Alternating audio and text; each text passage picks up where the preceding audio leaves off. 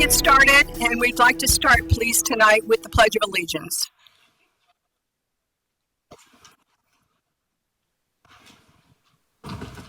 Pledge allegiance to the flag of the United States of America and to the republic for which it stands, one nation, under God, indivisible, with liberty and justice for all. Thank you. Good evening and welcome. Our forum tonight is being sponsored by the Oldham County GOP and the Liberty Ladies Republican Club, and this is to provide you, the community, with an opportunity to meet your candidates for school board and then get some understanding and some information so that you can make an informed decision when you go to the polls in November. We'd like to thank Judge Vogel and the Fiscal Court for providing us with this space tonight. It's just unbelievable. So thank you. And we'd also like to thank Jay McDowell, who is going to be our technical director. So you may hear from him as well. All the candidates, regardless of their political affiliation, were invited to participate tonight. Joe Dennis won't be with us until a little bit later. He had some dad duties to perform. His son had some kind of a senior night or something or other. He thought it was important to be there. So he'll be here after a while. Kate Farrell, though, had another engagement, so she won't be able to join us, but she did leave some information outside in the foyer on the tables if you're interested in looking at any of that. Okay, I am Eileen Polly. I will be the facilitator for this evening, and this is Dawn Schuler. Down here, she's our timekeeper, and we are responsible for keeping things on track and for guarding the process. So let me tell you a little bit about what the process is going to be. This is not a debate. Everybody? Not a debate. It is a forum. It's questions and answers. Okay?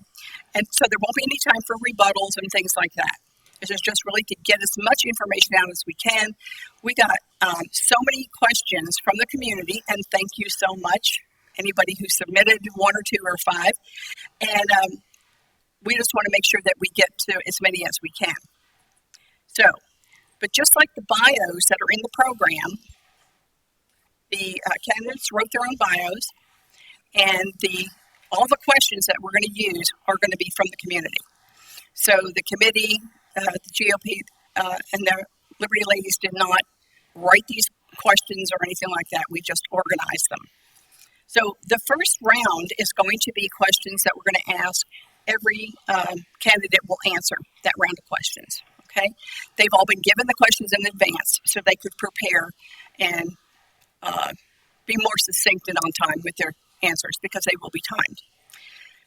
They also, the second round then will be specific questions that were sent in for specific candidates because these some of the questions did come in and they did have somebody's name on it. So we're going to have them answer those questions as well. The third round, we're going to invite the audience to come to the podium and answer or ask any questions that maybe they didn't hear answered before. Okay, if you have a burning desire to be on YouTube, you can come down to the front and ask a question. All right. The final round will be a final statement from each of the candidates. So we want to make sure that we get to that. All right. Now, in order to make the most of our time and get out of here at a reasonable hour, because after all, it is a school night. Thank you. I had laughter written in there. So thanks for that. Anyway, we want to make sure that we have some ground rules and we've got some housekeeping issues just to go over very briefly. So please show respect for all involved, okay? What does it say around here? Be kind, okay? So that includes the audience, the candidates, me, John, everybody. All right. Help maintain our timetable by avoiding interruptions and hold your questions and remarks till later, till we get to our third round. Then we won't be taking an official break. So if you need a break, then you can go out the doors, turn to the left. There's a little hallway down there, and you can find the restrooms down there. Now, does everybody have one of these? Okay, this is the big one. Turn them off or to silent, to vibrate or stun, whichever you prefer, okay, so that we're not interrupted. We appreciate that. If you need to take a call, just please step out into the hallway to do that. So hopefully we can all agree to abide by these rules, and if not, we do have a few bouncers in the back of the room.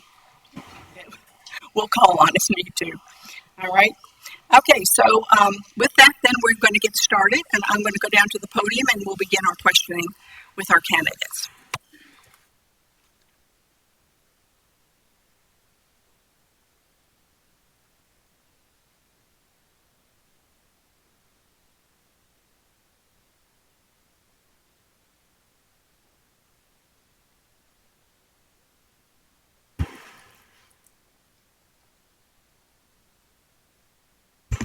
Are you ready? Say ready. Okay. Our first question, and please raise your hands. You can all do this at one time. Please raise your hands if you have any children in the Oldham County school system. Okay, just about everybody, or have had children in the Oldham County school system. Okay, great. All right, now we're going to start, and we're going to start down here, of course. We're going to be District 2 and alphabetically. All right. So prior to running for a school board seat or being on the board, what has been your involvement in the Oldham County schools? How often do you attend school board meetings? So my name is Jessica Crenshaw. I started out as a South Oldham Middle School student. I graduated from South Oldham High School. I also worked at the Jungle at Kenwood my senior year of college. After about 8 years of teaching outside of the district, I ended up for the last 3 years at Oldham County Middle School. At the end of last year, I stepped away. I've also led various student and staff leadership groups and attended a variety of sporting events and concerts. My husband and I have 2 children at Camden Station Elementary, and I've attended board meetings, especially when I worked in the district, and if I can't attend, I usually catch it live stream or watch the recording. Thank you. My name is Suzanne Hunley. I have a junior at South Oldham High School and a 7th grader and an 8th grader at South Oldham Middle School. And I have my oldest graduated from South Oldham High School last year. Sounds like a bird chirping, sorry. I did not swallow a dog toy. I've been PTA and PTO president at both Camden Station Elementary School and South Oldham Middle School for multiple years. I've been an SBDM parent rep at South Oldham Middle School for multiple years. I started a Blessings in a Backpack program at South Oldham Middle School, and we transitioned that also over to South Oldham High School. And South Oldham High School is the only high school in the state of Kentucky that has a Blessings in a Backpack program that feeds our hungry kids on the weekends and breaks and during the summer. I've also been Volunteer of the Year at both Camden and South Oldham Middle School multiple years, and I go to every board meeting. Okay, thank you. My name's Scott Ramser. I don't have as impressive as a background as involvement, so I appreciate your all's involvement in the past there as well.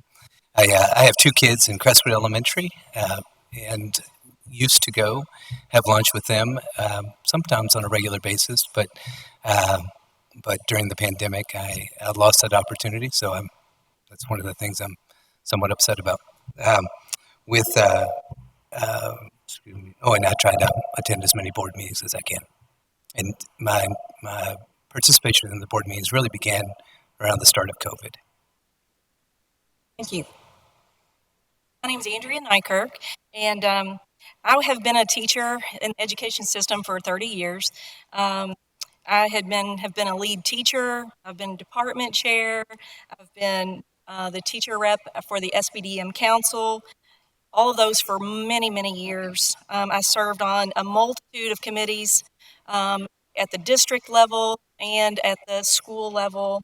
I have two daughters that attended um, K through 12. They got their education in Oldham County. And of course, I was supportive of all of their clubs and organizations and sports that they were involved in as well during their time.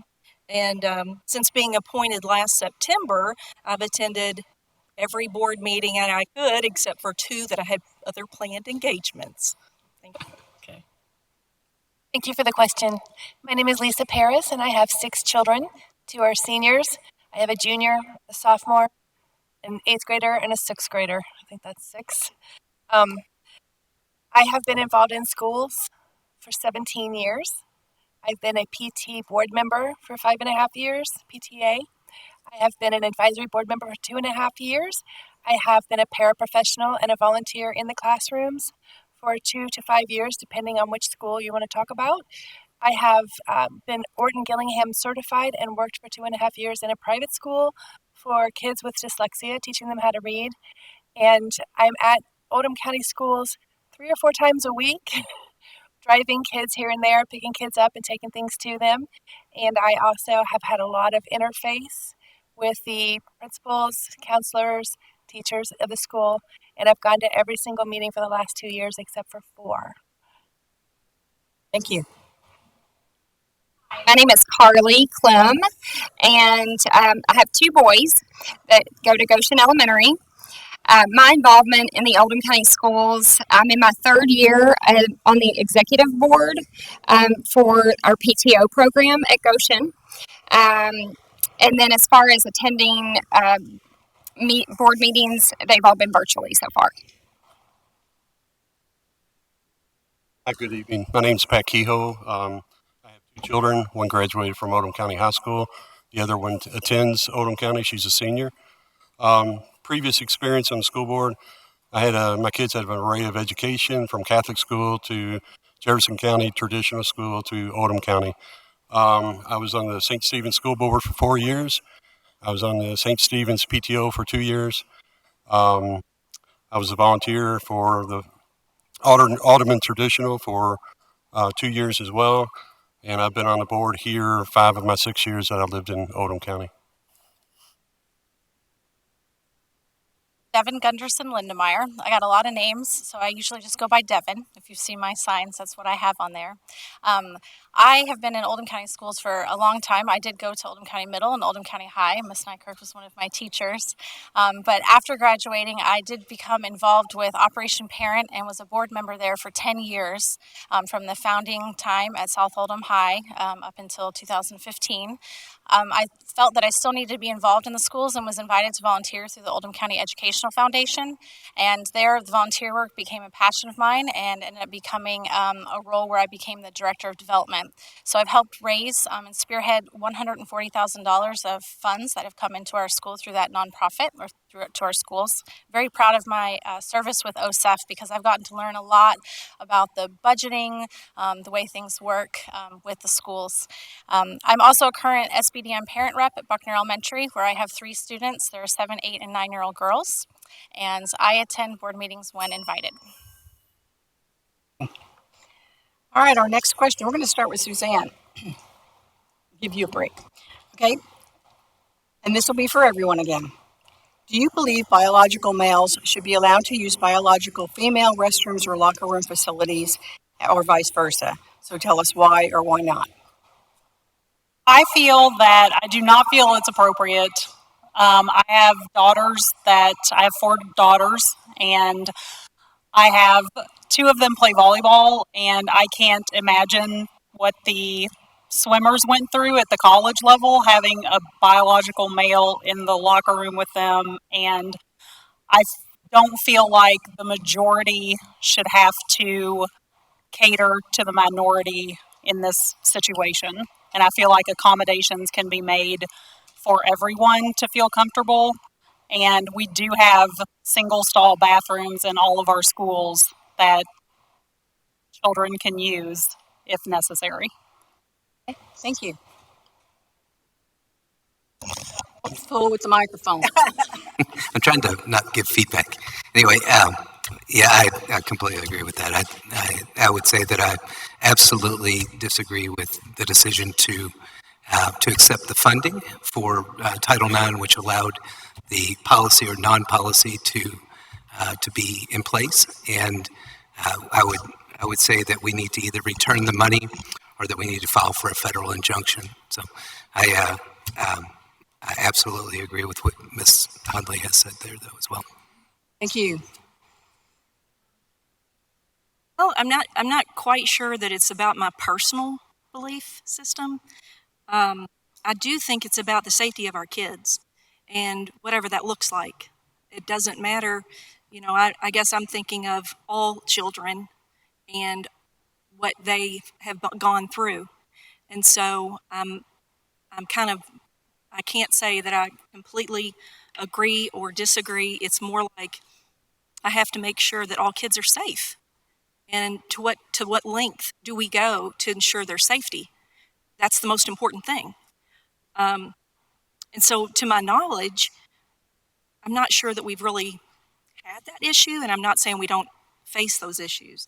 But our admin team works really, really hard at providing a lot of different accommodations and to include, single-use restrooms. And so I think that is something that we need to consider. Okay, thank you. And welcome, Joe. Yeah. We'll come back to you in just a few minutes, okay? Let you get settled. Okay, Lisa? For the question, and I just want to say that there are accommodations for children that feel the need to use a restroom that is not their biological match. I don't have a strong opinion about it either way. I have children that are athletes. I myself was an athlete in school, and I have seen in Oldham County kids changing in a locker room setting of both sexes, and it was perfectly normalized. But the parents in this community are against it. And everybody that I have sourced, including the LGBTQ community, is against having bathrooms that can be shared by XX and XY students. So I don't know where this idea is even coming from. I think we should reject it wholeheartedly, and we should forcefully reject it. It didn't come from Oldham County, and Oldham County has spoken. Parents have stated what they feel, and I think that should be respected, as it should be in all things concerning students. Thank you. I absolutely do not believe that biological males and females should share restrooms at school. This is first and foremost a safety and privacy issue, in my opinion, and it opens the doors to just a plethora of other things. Our kids have to attend school, and allowing other biological genders to trade bathrooms is unnecessary and a violation to our children. Secondary to these safety and privacy issues, it's also a behavioral issue. I have two little boys, and we'll hear of things that happen behaviorally in the bathrooms in elementary school. And I know this just gets worse as you get into middle and high school. So we're pushing those issues on our teachers who already are spread thin as far as behavioral. So it just causes a lot of problems across the board. Thank you. From a personal and parent perspective, I'm totally against it. From a school board member, I got to be careful how I decide these issues. One thing we cannot do is discriminate. It's against state and federal laws, so we got to be careful with any type of plan that we come up with. However, I've had this discussion with our attorney and with the superintendent on how can we accommodate these transgender children and make exceptions for them. Like Ms. Hunley had said, there's available single stall restrooms for their use, and I think we need to implement some type of policy where we can have these children go into a single stall for their privacy. Agree with Mr. Kehoe here that as a parent of 3 little girls, I don't want my little girls going into a restroom with people that are not the same biological sex. However, I raise my children to love everybody and to realize that everybody is different. And so I feel that accommodations can be made for those, but it doesn't need to be at the sacrifice of the safety of the group. Want to answer that question? Yes, I absolutely. That's loud. Absolutely do not believe males should be using girls' bathrooms. Period. I spoke about this at a council meeting. This is a ticking time bomb, folks. We already know this occurred in Loudoun County, Virginia. Two schools, two separate girls got raped in their bathrooms because they allowed boys in them. We know this is an issue in our school. It occurred. I spoke to a female that felt violated because the boy was using the girl's bathroom. I appreciate the board members saying we need to develop a policy. What are we waiting for? We waiting for a victim to occur? I just don't agree with it. I promise you, the first day in office, I will have a policy presented to the board. If that board rejects it, I will seek a federal injunction through our attorney, like 20 attorney generals did in Tennessee just a few months ago. Last resort, make all the bathrooms single use. Thank you. Let's. Oh yeah. Oh yeah, you down there. Round robin. Oh yeah, you. So to weigh in, so I believe that the best learning happens when all children feel safe, and I feel like we're here for kids and we're here for education. And so I understand though that this is a pretty controversial issue and is on the mind, especially as rumors have been circulating around throughout the past few months. I also feel like it can't always be a black and white issue because it's a public school that services a variety of students and families from various backgrounds. And so the way that I tend to approach problems is by asking questions. And so that limits a black and white answer. And that is really a catalyst for creativity and innovation when we come together and we question things and we have people coming together and bringing different ideas. And so we might ask questions about single-use bathrooms or the redesigning of inclusive bathrooms or whatever it may be, but it cannot just be a yes or a no, because in that case we would leave other people out. Okay. Thank you. Somebody's microphone not on. Somebody's microphone is not on, so you have to have a red button. Your red light on the button. Okay. I'm colorblind, so. Okay, then it would be green. Could be. All right. Thank you very much. All right, we'll move on to the next question. And Scott, I guess we'll start with you. Do you or did you support mandatory masking of children in schools? Why or why not? Sure. Do you or did you support mandatory masking of children in schools? Why or why not? I do not support masking of children in schools. I would prefer to have a parent's choice.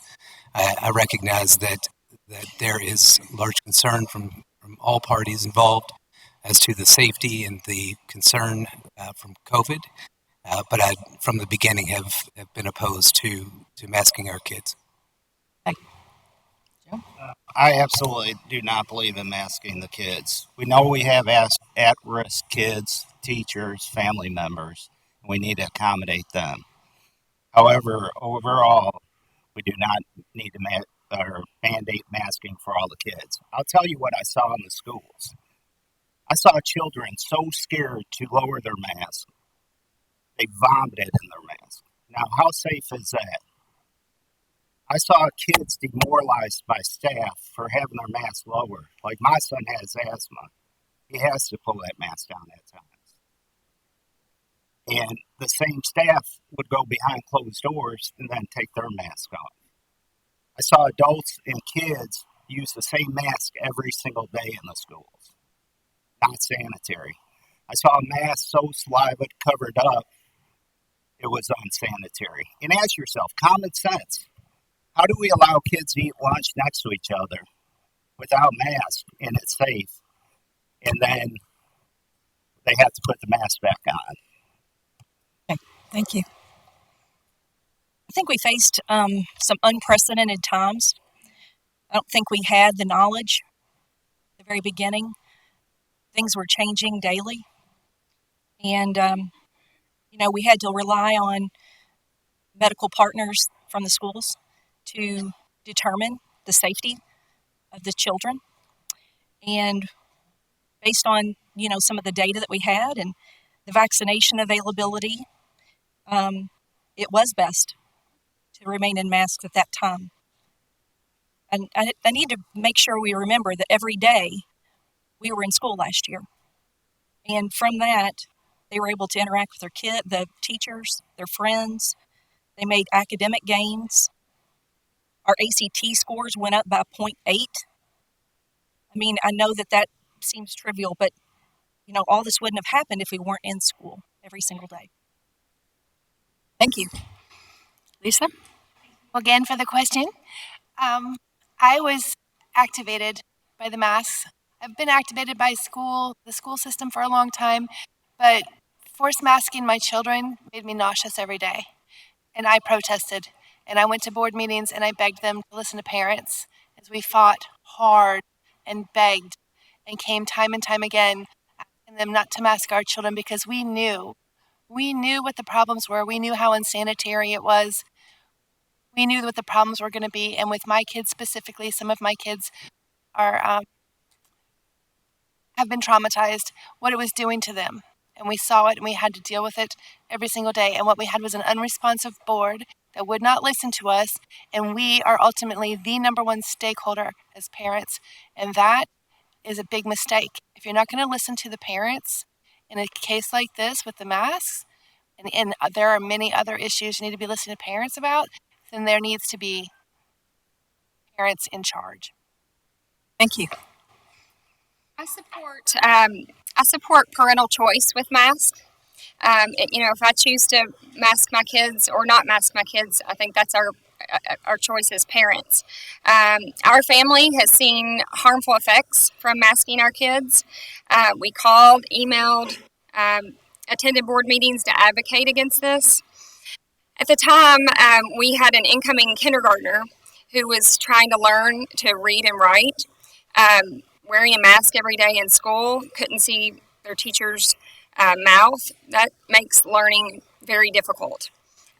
We also had a second grader who was newly diagnosed with ADHD, who had social issues due to masking every day.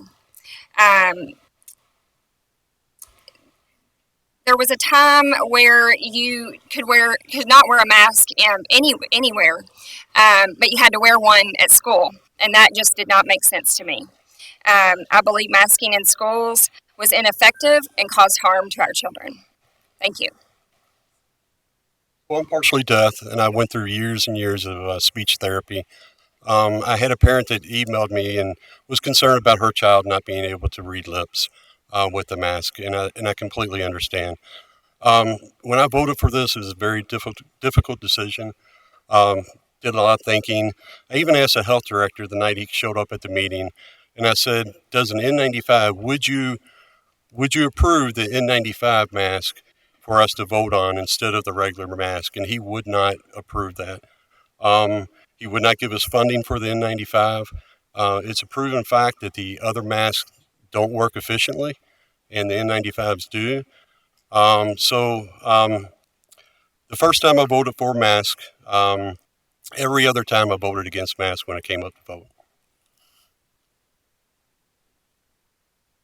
As a parent, I think I should be able to choose what my children do or don't, but I also recognize that I think we had very competent board members, and at the time we're having to make decisions that sometimes had money tied to them or other things. They just wanted our kids in school, and I wanted my kids in school.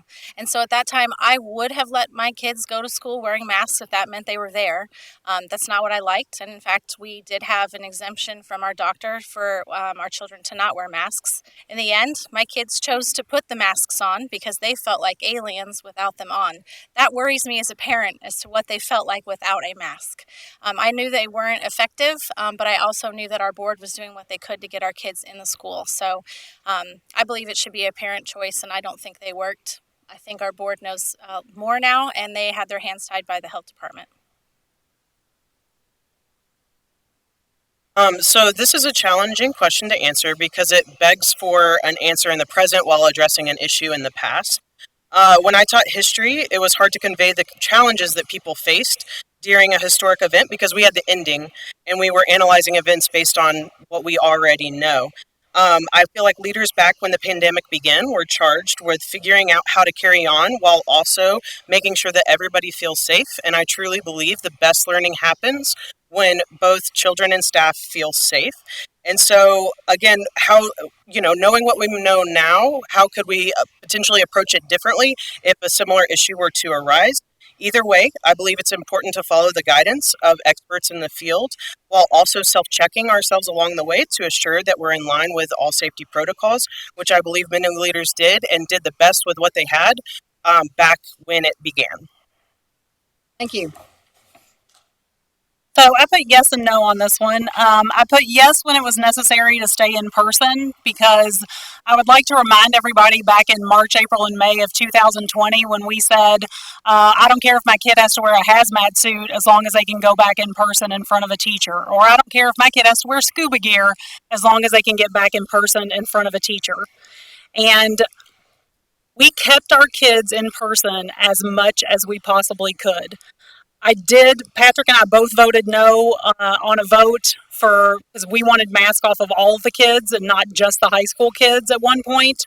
And I also voted no when the board, Patrick and I again both voted no to give the superintendent power to make that decision because I felt like we were elected to make those decisions as board members and would have liked to have taken the mask off our kids sooner for sure. And I do feel like they should have been optional longer than they were. Thank you. I've already answered. Okay. Let's go to our next candidate then. We'll start with you, Mr. Dennis. Did you support the recent tax increase, and what are you planning to do with the 4% tax increase? Well, I don't support it, but I believe bottom line is we need to cut waste. We need to cut some of the programs that teachers believe are not working, like Mastery Connect, Achieve 3000, the SEL program we're using. I worked in government for 25 years. We had $10,000 left at the end of the year. We would use that money and ask for more. So before we raise taxes, we need to cut out the waste. I think we need to ask some questions. How did we not see inflation coming? I know we all saw inflation coming. We felt it at the grocery store. How did the schools miss it? How did we start 2 weeks into the school year in the hole? What did we do with surplus from last year?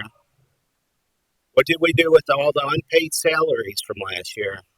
And what are we doing with unpaid salaries this year? I have solutions to all these questions or to this, but I can't get to it because I don't have enough time. I'm sorry. Teacher salaries were really of the utmost concern last year, and we were committed to doing what was absolutely possible to give them a raise, much deserved raise. We were able to give a stipend in December of $1,500, which actually cost $3 million.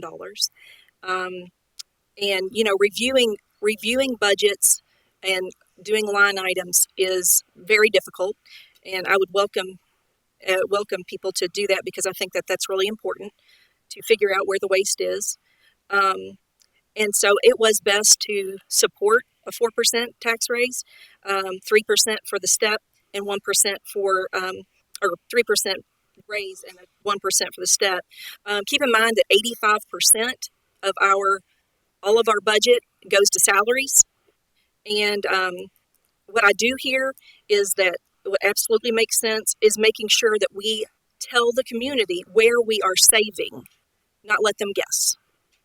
Okay, thank you. Lisa? Thank you for the question. Thank you very much.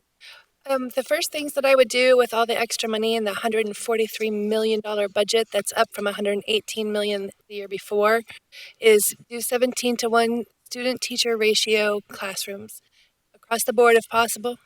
And I would look for redundancies and places to cut until we can make that happen because we all know, everyone knows, all educators know that is best for teachers, best for academic excellence.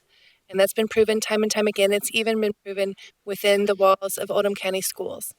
And I can talk more about that later. I'm not going to stop there. I think we should be doing free and reduced free lunches for everyone because across the country last year when they did that, math scores jumped 16% sometimes as much as 21% in some school districts.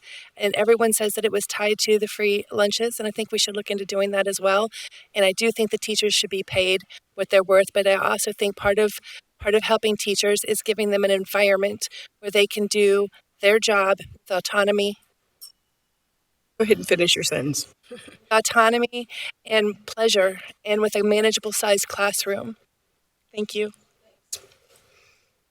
I'm supportive of tax increases that are needed. The last thing we want is a district that is not properly funded. That being said, I think there are many questions as to why such a significant tax increase is needed. Have we mismanaged funds?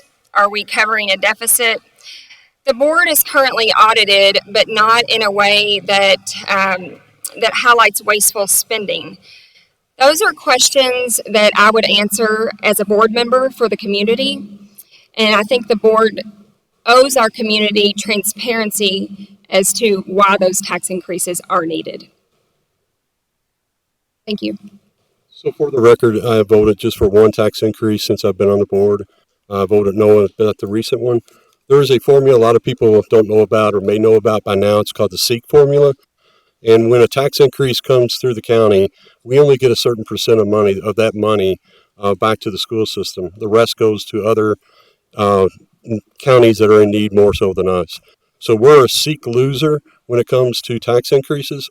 I think we had enough money in our contingency this year not to raise the taxes. I spoke with the superintendent about that. We had some disagreements, Mr. Superintendent, and we talked about it. What the tax increase is going for, as Miss Hunley and Miss Neckert said, teacher salary, that's a big one. The teachers' bonuses, and 8% increase this year for SR&O salaries for the protection of our kids. Business owner and a taxpayer in the county, I don't support the most recent tax increase, but if it's here, I want to see it used for academic achievement and for teacher recruitment and retainment. I'm kind of confused by the questions that we have tonight because not very many of them actually focus on academics. And I think that is the number one thing that we have to be concerned about in our schools. And that's what I care about as a parent. So I'd like to see that money go towards having the appropriate number of teachers in our classrooms, student-teacher ratio, not having virtual teachers when it's pretty difficult to recruit teachers right now. Just being on SBDM Council, I can see that. So I'd like to see the money go to that. I do like that it is going towards teacher salaries. But as a creative person, a business owner, I'm really good at moving numbers around and figuring out how to make more of less. And I hope to do that. So public schools, like police departments and fire departments, are publicly funded because they're seen as a necessary service to have a progressive society. But taxes also come with a lot of stipulations. So you might ask, well, I see these numbers on paper. Why don't they use this number to pay for teacher salaries or other things? But there are stipulations against that and regulations that are sometimes outside of local government control. And so a lot of times we're willing to pay more for services in other aspects of our lives, but I also believe that it should be, like everybody else on the stage, tied to transparency and accountability, like any government decision or budget. Unfortunately, we don't get as much funding as other counties in our surrounding districts, and so the district is left to scramble with what we have to meet the needs of all students, and there are great needs in our county. So I think the increase should be not only with the 4%, but also with pushing for bringing industry into our county so that we're able to gain taxes from that as well. Thank you. I did not vote for the latest tax increase, but I do understand the necessity of it. I think our county, we have a hard time getting out from underneath our ways of thinking, and we can't have it all ways. And we want to stay rural, but we don't want to raise taxes. And we want to pay our teachers more, but we don't want to raise taxes. And we don't want industry, but we don't want to pay more in property taxes. And I think sources of revenue need to be looked at and brought into our county. Bullitt and Shelby are kicking our butts when it comes to recruiting businesses that fund their schools. Go look at Shelby and Bullitt County and some of their schools and what they're able to do in those counties because they have recruited businesses to come and move there. It's a huge difference between what we have, and we can't have it always. We've got to figure out what we're willing to give on. Thank you. I've heard a very similar message at the board meetings in the last 6 months or so as we've been leading up to this decision. I agree with the idea of bringing in more industry, more business, more opportunities for different streams of revenue in the economy that we have. But as far as how we're going to use the money that we've already allocated and the increase that we've just done, I feel like the 4% was already accounted for, and so I'm not sure that's it. And that was something that I'm trying to platform or run my platform on is transparency and accountability to how those dollars are being used. And so I would say that I would like to look at what that money is being used for, and how did we decide? Excuse me. How did we decide on that 4% number in order to be able to account for that money? So,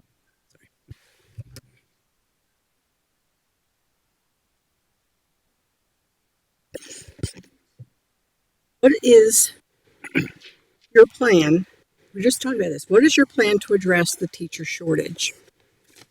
So last year, there was a committee formed with parents and teachers and community members to try to figure out a way to retain and recruit teachers, which is really difficult to do right now. National crisis, it really is. And one of those things was to increase salaries, which we did do. But another thought is making sure that we value what we have, value the educators that we already have in our classrooms. And trying to appreciate the work that they do every single day. I think about the amount of time and just all the time that they have invested into their classrooms, to the needs of their students, and sometimes how underappreciated they can feel. But it doesn't take much for an educator to feel valued. It could be a note. It could be anything. And so I would just encourage you guys to really seek out your kids' teachers and make sure that they feel that value from you, because that will go a long way. Thank you. I think I am. Thank you for the question, by the way. I think I agree very much with what Ms. Niekirk has said. Valuing the teachers and supporting them as an administration, I think would have gone a long way in keeping a lot of our teachers here through the difficult last 2 years that we had.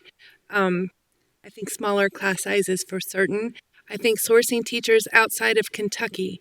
I know there are great schools that are producing teachers, and those people need jobs. And some of them might want to move to Kentucky and live here if they can get a wage that's good enough that they can live near the school they teach in. They would come here and teach. I know that's how some other schools find teachers, and I think that we should be looking in that direction as well. But primarily, making it a really good work environment for them with smaller class sizes, more autonomy, and less lack of support from the administration when they need it. Okay. Way. Great, thank you. I come from a little bit of a different perspective on this. As I mentioned, my kids go to Goshen, and we thankfully are essentially fully staffed. So we don't see or haven't seen a lot of the shortages that we've seen across the district. We have wonderful teachers and high parent involvement. My plan would be to go into these individual schools and survey and meet in person with our teachers, find out what, from their perspective, what are their needs, what resources do they need, what is important to them, and what factors can we control to retain them. Salaries are obviously very important, and I think we all want to pay our teachers as much as we possibly can. Teachers are our most important investment. Happy teachers equal happy kids and happy parents, and keep us as one of the best public school systems in Kentucky. And Thank you. We got to close the gap somehow between us and Jefferson County. How we do that? There's been different committees, as Andrea had mentioned. We don't know the answer yet. We're working on it. A couple of things that the superintendent is doing is he's making our district a desired school district, and I think he has going to have a lot of success in the future doing so. So that's going to draw the teachers coming to our district to teach, regardless of the difference in income. I also suggested about working with the county and stop giving these breaks to different businesses that come in here, tax exempt businesses, so we can draw from their income to pay our teachers the amount they need through the tax revenue that we're lacking because we have nothing but residential tax revenues coming in, and that just doesn't buy it. Again, and reduce the tuition for the teachers and their kids to zero instead of what we're allowing them right now. Before that, I'm a small business owner, and it is difficult to attract people to my small business in a rural area, and I see Oldham County Schools somewhat like that. I can't pay what the large firms do. I don't have the exact same benefits, and so how I attract employees is by the culture, and I think right now school is a pretty negative culture at times. The relationship between the community and the school board can be very negative, and I'd like to bring a forward positive thinking view back to the school board and the community relationship there. But I'm also just really encouraged by the great teachers that we have that have stayed here. And I think, again, we need to value them. I wish I had a solution for this national crisis. I don't. But I think we need to dive in and just make it a safe environment for teachers, for students, and something that's focused on academic excellence. So I feel like I have a lot to say about this, being a former teacher that stepped away at the end of last year, but I'm a believer that when people feel valued, they will stay and people will want to come and work here. CEOs from various companies like the Container Store and Chick-fil-A have a motto that if they have happy employees, they'll have happy customers. As a school board member, I feel like I would want to encourage that motto to be adopted by our superintendent, because that's kind of the role of school board, is to support our superintendent and families. And so happy people will also work harder. We'll have happy families and happy kids and quality education. The thing is how. And so we do need to pay teachers more. We also need to give them more time and trust. That is one of the main reasons why teachers are walking away. That is, they feel like they never have time and there is a lack of trust. So how do we build that? And that's something that I'm hoping to bring as a school board member. Thank you. The board continues to listen to suggestions from the Retention and Recruitment Committee that was formed last year by Dr. Radford. And they met several times, brainstormed, and presented us with a variety of items that they thought might be helpful. One of them was reducing tuition that are teachers that live out of county but want their kids to come to our schools. We got that reduced by more than half with the hope that it would be zero for next year. There are some simple things that can be done. I think our parents should do a better job of supporting our teachers instead of at times on Facebook dragging and tearing them down instead of taking 4 minutes to send an email and ask for an explanation about something. And it's difficult when prospective employees go on Facebook and look at some of the negative posts about our school system and our teachers. Thank you. I too have some strong feelings about teacher retention and recruitment. In 2018, there was a study that came out in the Harvard Business Review that Bill and Melinda Gates had done a study in 2013 of 20,000 teachers. They found that 6 out of 10 teachers went directly into teaching after earning their undergraduate and graduate degrees. They taught because they wanted to provide a valuable public service, and 85% of teachers said that they went into the profession because they wanted to make a difference in children's lives beyond writing, reading, and arithmetic.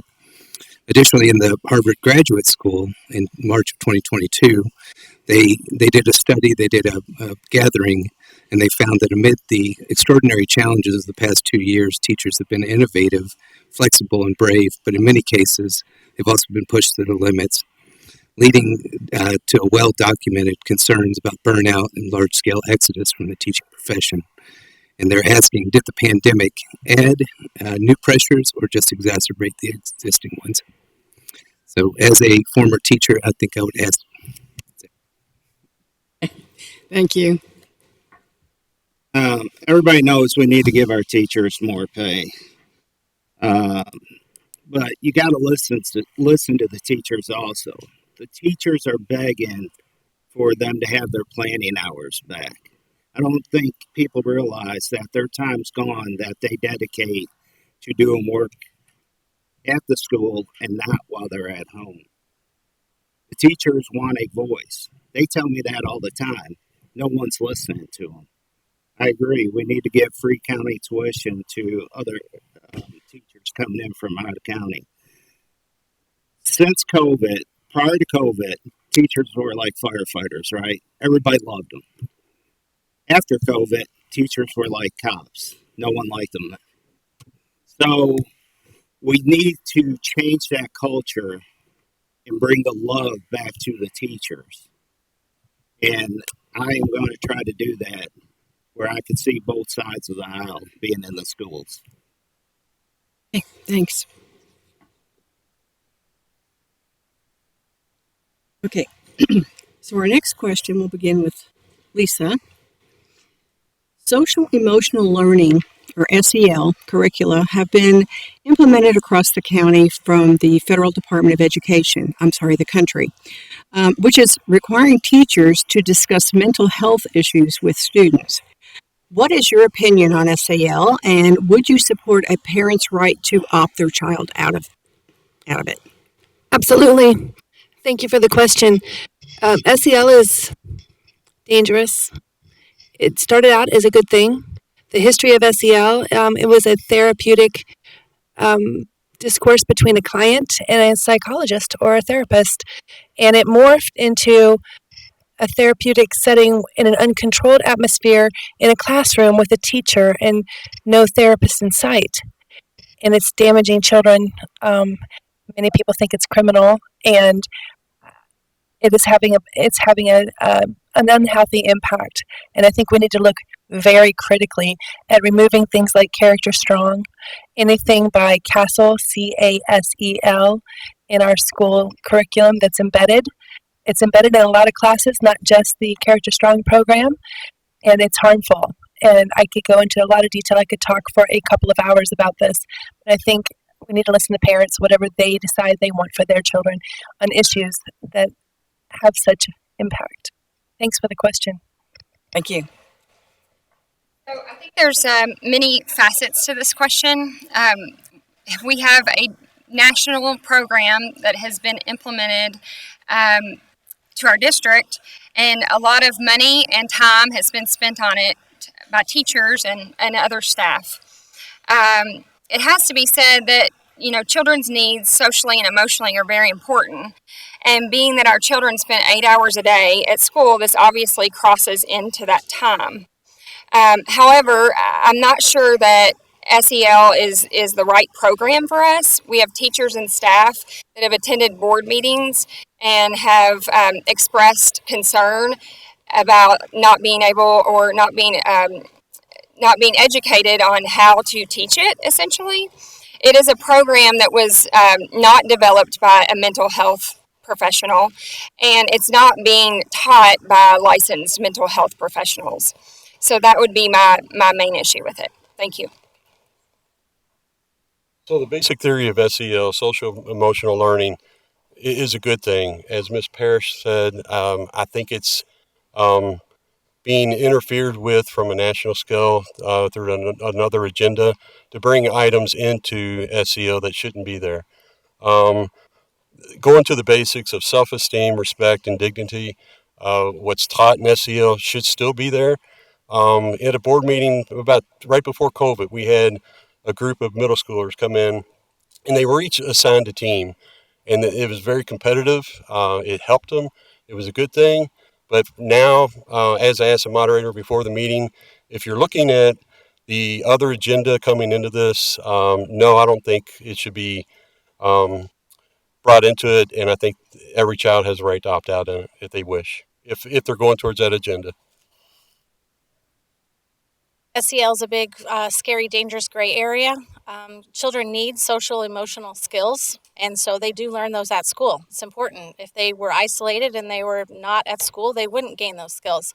I'm also a foster parent, and I realize that not everybody has supportive parents at home, and they find that at school. So teachers become a natural therapist at times, but I don't want a teacher being my child's therapist. I appreciate that my teachers teach my children this core subjects, and I should be allowed to opt out of that. But I do think there are some important things, like you said, self-respect, that people learn. Respecting others in true social emotional learning, but the programming has become an alternate agenda, and that's where it's dangerous. So I first would want to ask questions if a parent wanted to opt out of SEL. Having personally taught the current curriculum here in Oldham County, in the curriculum, it taught students study habits and how to reduce anxiety. It taught how to advocate for themselves, how to goal set and plan for the future. So I would want to know what specific issues a parent might have with a particular curriculum. We also know that children with strong social emotional skills learn well and achieve inside the classroom and outside the classroom. There's a huge push for mental health right now. Kentucky Board of Education met the last few weeks or few days, and that is a main issue for them. So I believe that there are creative solutions in approaching this. I also believe that parents should be able to voice their concerns, but all parties should come to the table with a problem-solving mindset, and that teachers are experts in their field and can adequately present the curriculum and the standards. I agree in the original components of social emotional learning. Is it bad that our kids learn about courage or standing up for themselves or self advocating? No. When other social topics are included in those, it's a bit much. I think if there are lessons that need to be reviewed by committee, perhaps that is made up of mental health consultants in our schools and parents, then by all means. But I don't think overall the social emotional learning basics are bad for our kids. Obviously, the people in this room and the people on this stage are heavily involved in their children's lives, and that is not the case for a lot of the kids in our school system. And it is important that those kids get exposed to these kind of life skills. Opt out. Oh, yes. If a parent wants to opt out, I do think they should be able to opt out. I just recently did a post on my website. And I was explaining the background as to SEL as what I understand, and I understand there was a little confusion as to where I stand on that, and I would say that I definitely stand against SEL as it is being documented, as it is being recorded. I don't think anyone can contest or can argue with the idea of teaching courage, teaching empathy, teaching compassion to their kids. My wife's a mental health therapist, and we as a family wholeheartedly support mental health and teaching character traits such as be kind, such as empathy and compassion. And we firmly stand behind that. As it was mentioned earlier, other teachers disseminating that information, teaching that information, I think is already being documented as teachers are ill-equipped and not prepared to be able to do that in the classroom, and it's adding an extra layer of responsibility to a teacher. Opt out, yes or no? Yes. Just want to get it all in. Good teachers already build social skills into their class, how kids should behave, how to work with others. Parents should be teaching their kids values, opinions, and ethical decisions, not the schools. The schools need to teach more foundational skills. How much money are we spending on this program to pay for Castle, to give us this SEL program? How many tens of thousands of dollars can we save? This program is a one-size-fits-all. So how does this program know Oldham County kids? It don't. It could be made for Chicago, for New York, and it's all molded to fit every kid. Teachers don't like this. Kids hate it. My kids don't even do it in school because the teachers don't even do it because they don't like it. Teachers aren't mental health professionals that are supposed to be teaching it. But why don't we develop a committee of passionate teachers, like an ex-teacher down here, parents, counselors, Go ahead and finish your thought.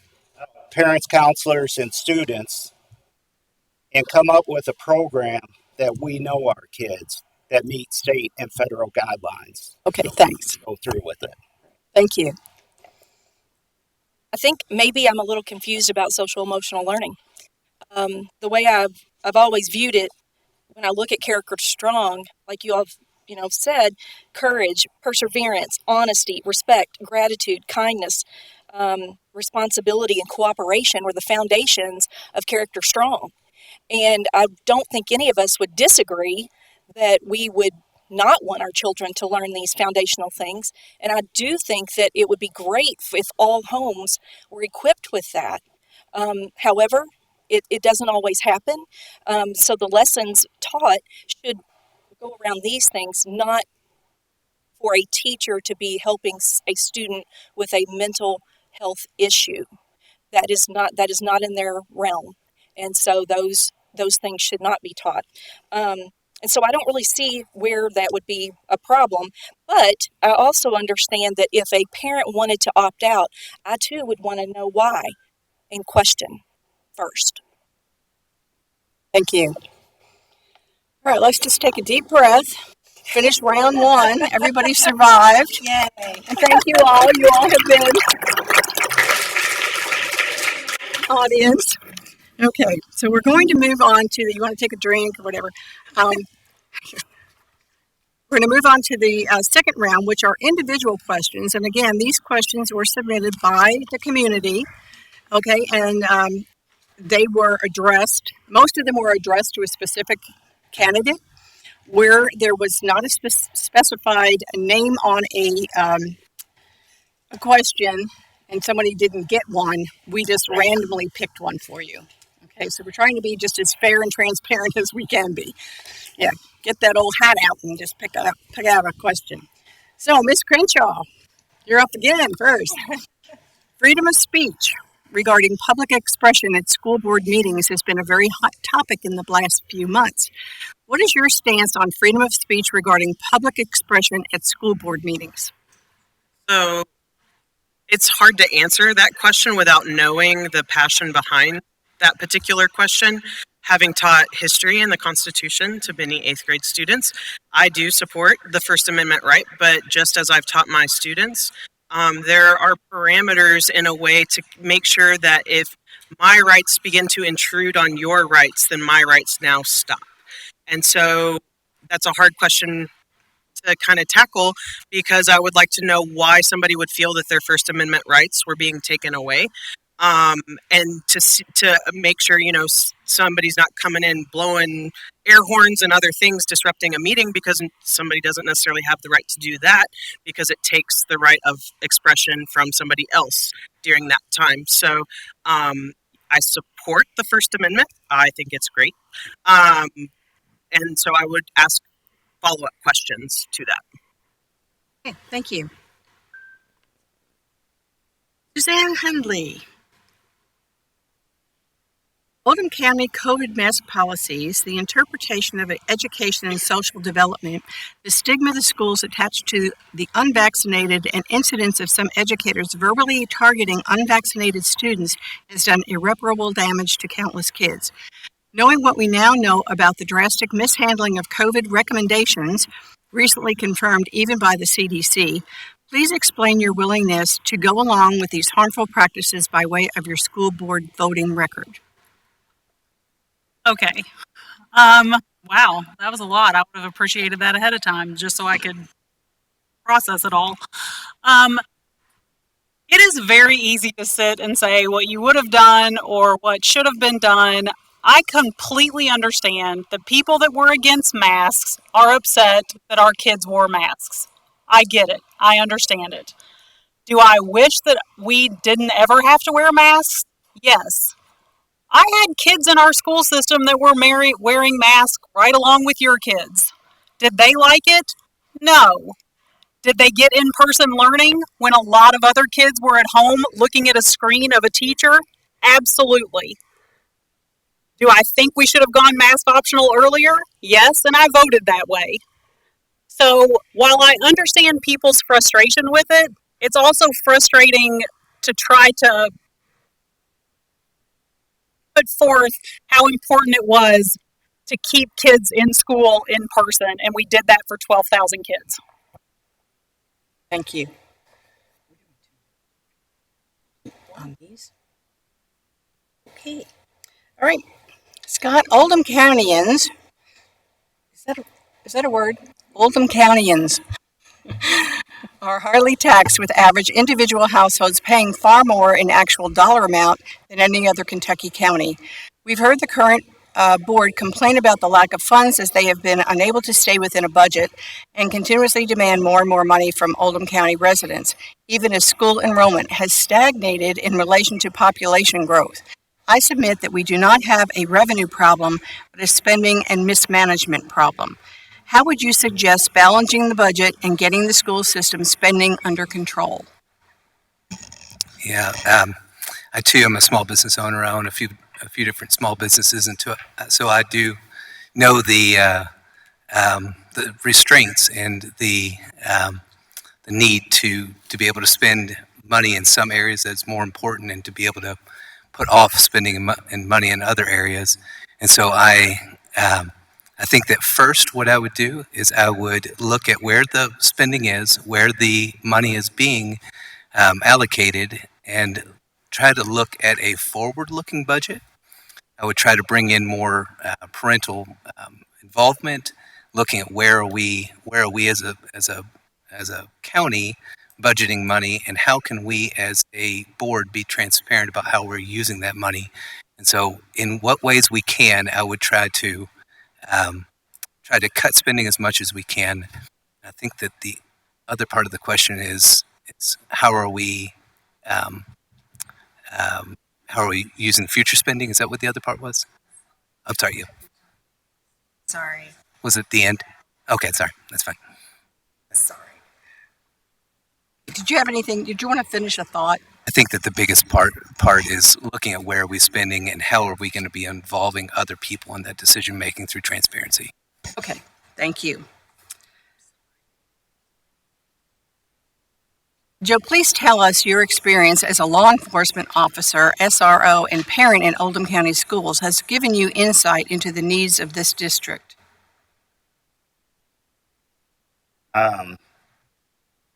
I've been a law enforcement officer for 25 years. Seen a whole lot. I've seen the bad, the good. I worked in Louisville. The biggest thing that I took from Louisville related to working out in this county as a school resource officer was the trauma kids faced in Louisville. It was tremendous. I learned how to speak to people and handle volatile situations. Now, coming to Oldham County was phenomenal. Everybody waves to you with all their fingers up. Parents love you, kids love you, teachers love you. But I do think I made a positive impression to the kids within the school district. Did it ask personally too? Giving you insight into the needs of this district. Oh, well, working in the school gave me everything I needed. I seen before COVID, during COVID, and after COVID, and it's taught me a lot. It's all right. But can you tell us about, is there specific needs within this district that you have identified by working in the schools as an SRO? There's quite a few needs, but I'm not going to be able to get them out. Okay.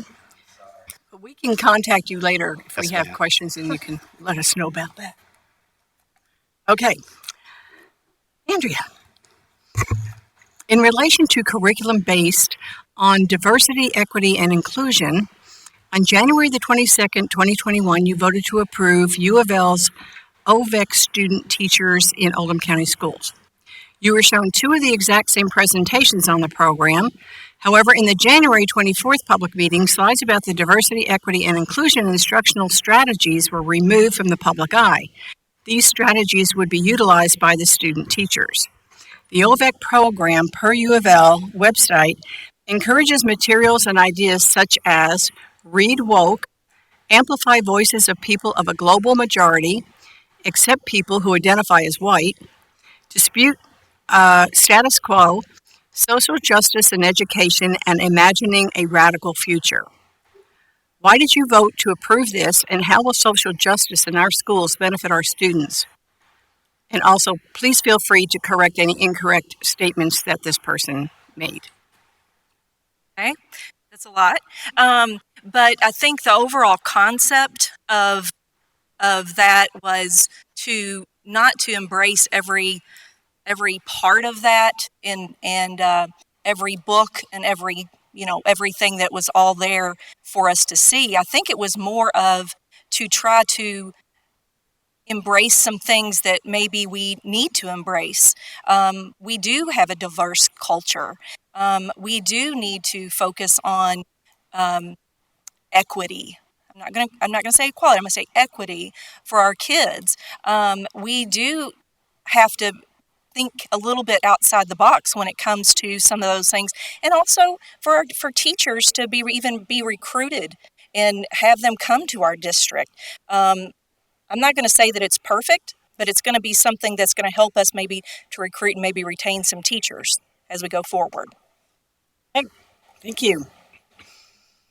Okay, Lisa, and could you just lean into, or yeah, that microphone's a little short, isn't it? Sorry. Okay. Lisa, you stated on a July 5th post on Facebook in response to the school bathroom policy that kids are not at risk in shared bathrooms. 1 in 100,000 kids are rapists. Do you feel that the possibility of one child being raped in a school bathroom is an acceptable risk in order to have shared bathrooms? If not, why did you post that in July? Okay, thank you very much for this question. I can tell you that kids are raped in bathrooms, and it's not in bathrooms that are XYXX bathrooms. They're raped in bathrooms in our schools. And we have a policy where parents cannot move their child from a different school than their rapist. This administration, this board, is not listening to parents at all.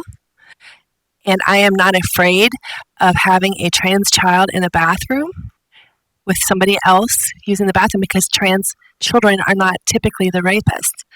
1 in 1,000 type of person is a rapist, and we have them here. And children are raped in school. In Oldham County, the number one rape group is teachers, as we saw with the person that was just convicted here recently for 5 years. Okay, so rape happens, and it's unfortunate, and it's sad, and it's miserable.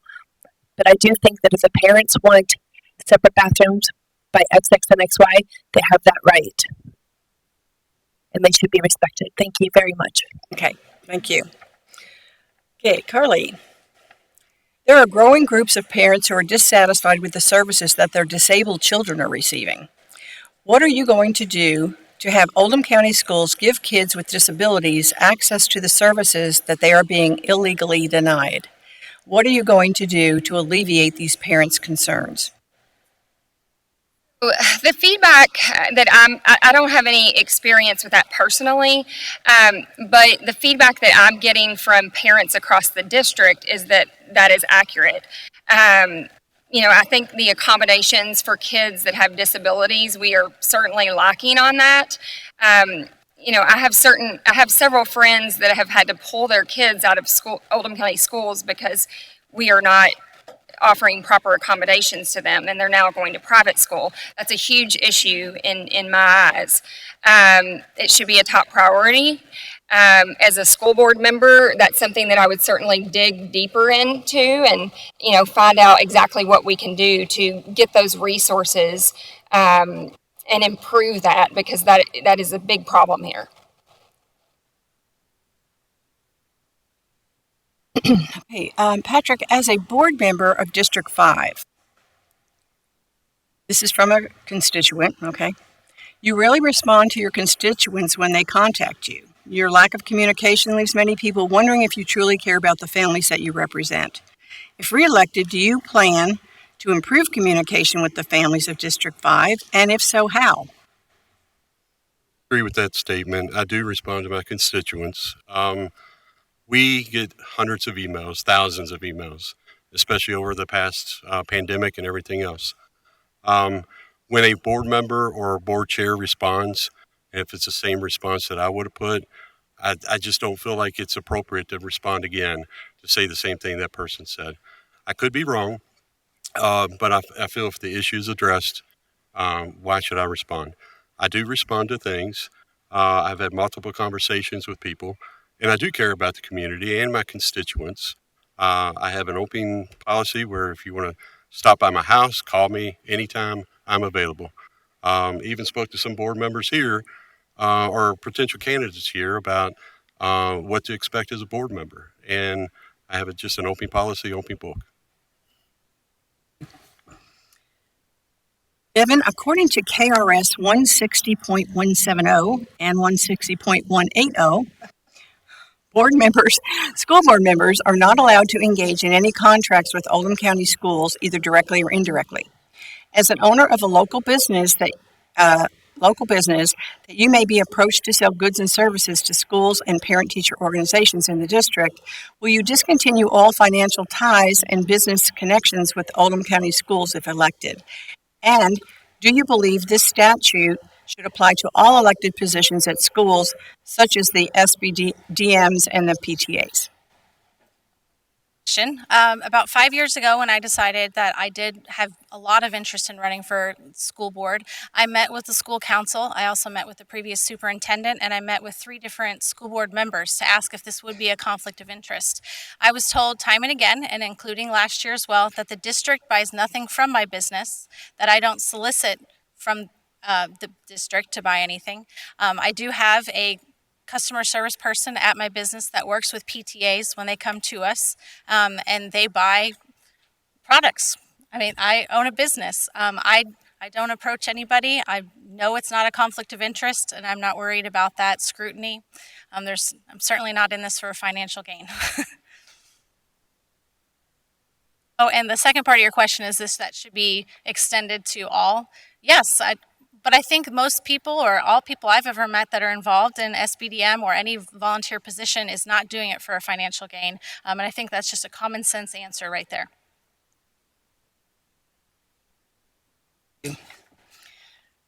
Should have told you to put your seatbelts on. All right. So that's round 2. Survived that again. Very good. Thank you. So this is our round 3. We have some time that we'd like to invite people from the audience to come to the podium and ask a question.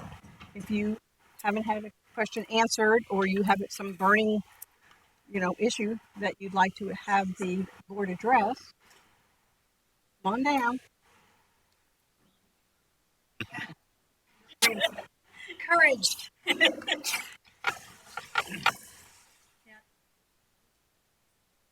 Mm-hmm. Well, yeah. Okay. So these are mine. I won't read your notes. So you got and just speak. Okay, I'll try to keep this quick. I have 3 kids that graduate from Oldham County. I would say Oldham County schools failed my kids. I have one that went to University of Southern California, so no idiot. My other one went to U of L, or goes to U of L, speed school. He has said that Oldham County failed him, that he was not prepared for college. And then my third child went to Murray State. Right now she's going to the community college here after leaving Murray State. I'm sorry, I'm a little nervous. I feel for y'all. My question is that my third child, as I pointed out, was on a full IEP going through school and was never given the accommodations that she truly needed. We unfortunately didn't have the money to take her out to go to a private school. She has very profound dyslexia and to this day does not read past the 3rd grade level.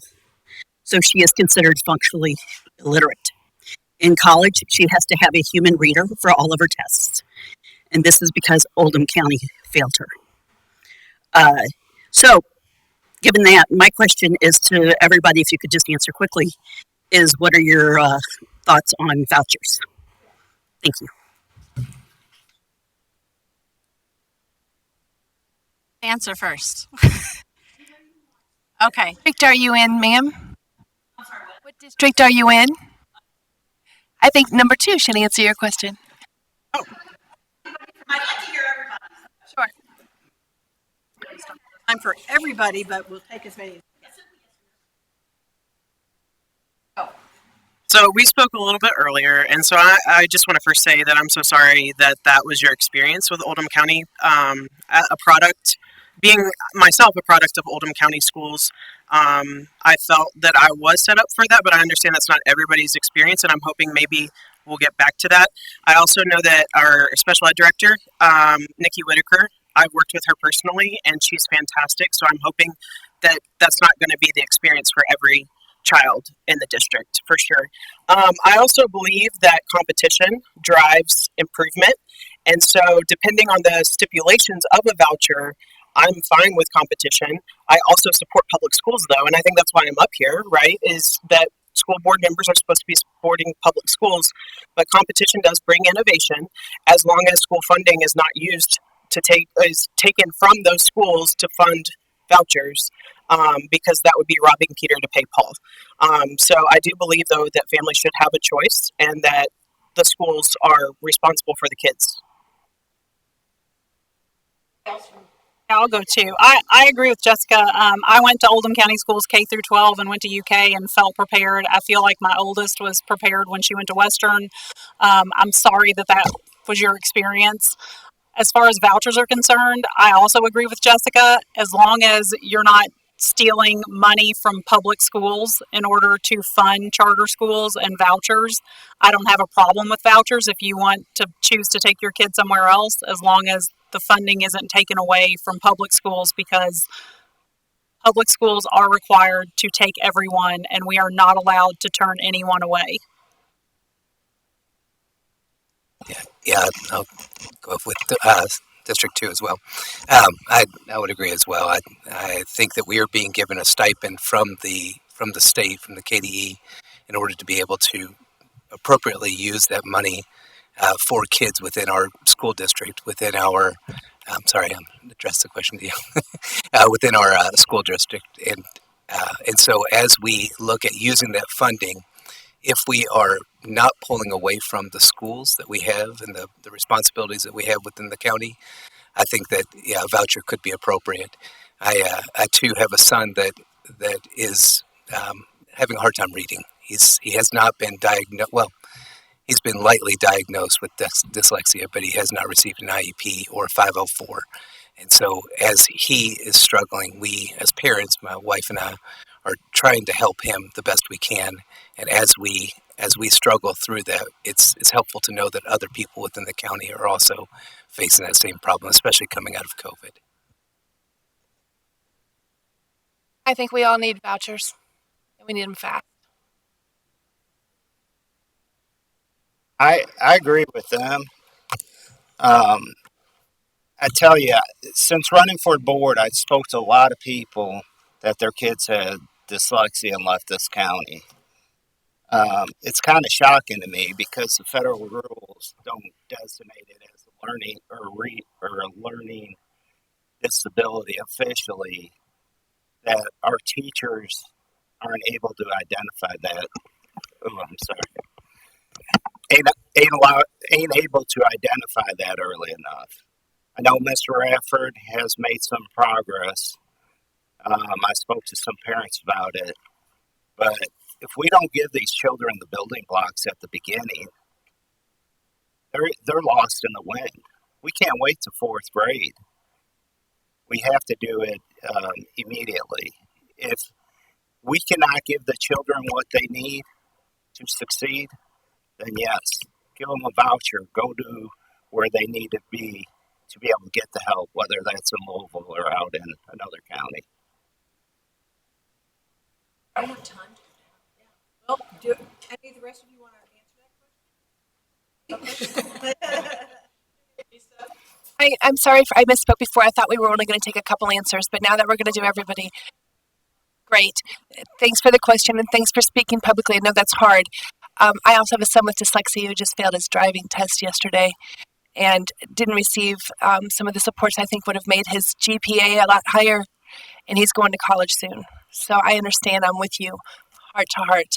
And I think there's a lot that can be done for the 17% of kids in the American schools across the country that have dyslexia, and it starts in kindergarten, first grade, second grade, third grade. It costs money, and vouchers would really help. More of a comment of just something that might be of interest to you all that I actually learned about this week. The district has implemented a new math reading fluency program recently, and my first experience with it was my son's conference this week, and it's just a new way to. It has better data. It's more efficient. The kids have special headphones that they use when they track their reading score, if you will. And it also is known to be, it can pinpoint dyslexia, which is something that we've never been able to use. So I was excited to hear about that. I'm concerned with your feedback from, your experience. And I think that as a board, that's something that we certainly need to prioritize and is very important.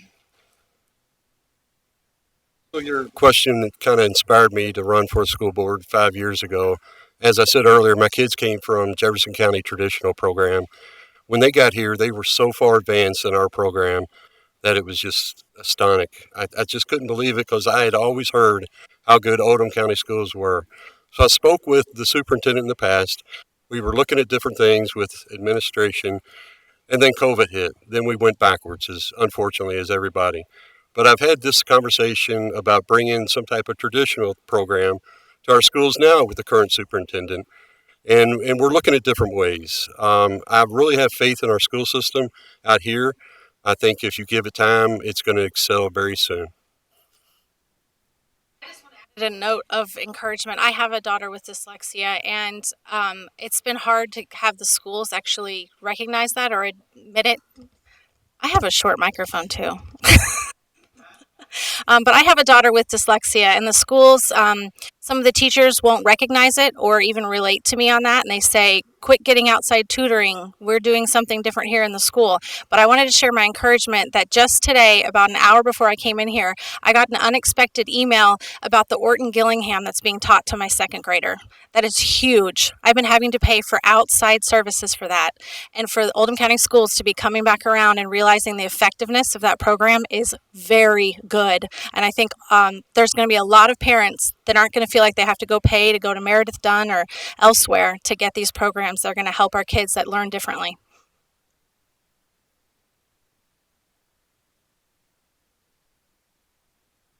Orton Gillingham is just one of the different ways to teach children to read, and it works especially well with children who have a learning difference like dyslexia, and it's just a program that has not been supported by Oldham County Schools for a while, but it evidently is making an appearance because that just came out of nowhere today.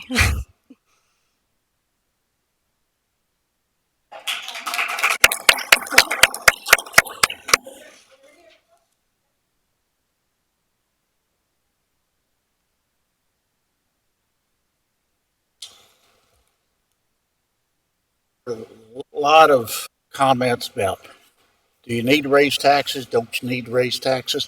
We got the money. You don't have the money. But what wasn't said was $25 million was given back to the state out of what we got from them. What my question is to you, we're under a SEEK formula, and it's been mentioned. How many of y'all would be willing to work with the board or with everybody going to Frankfurt? I mean, it's not something that you just talk about. You need to go to Frankfurt, meet with the people, because in the system, we're about 168th out of 175 districts that get money. And when the school board gives back $25 million, it's a big problem. It's a big problem.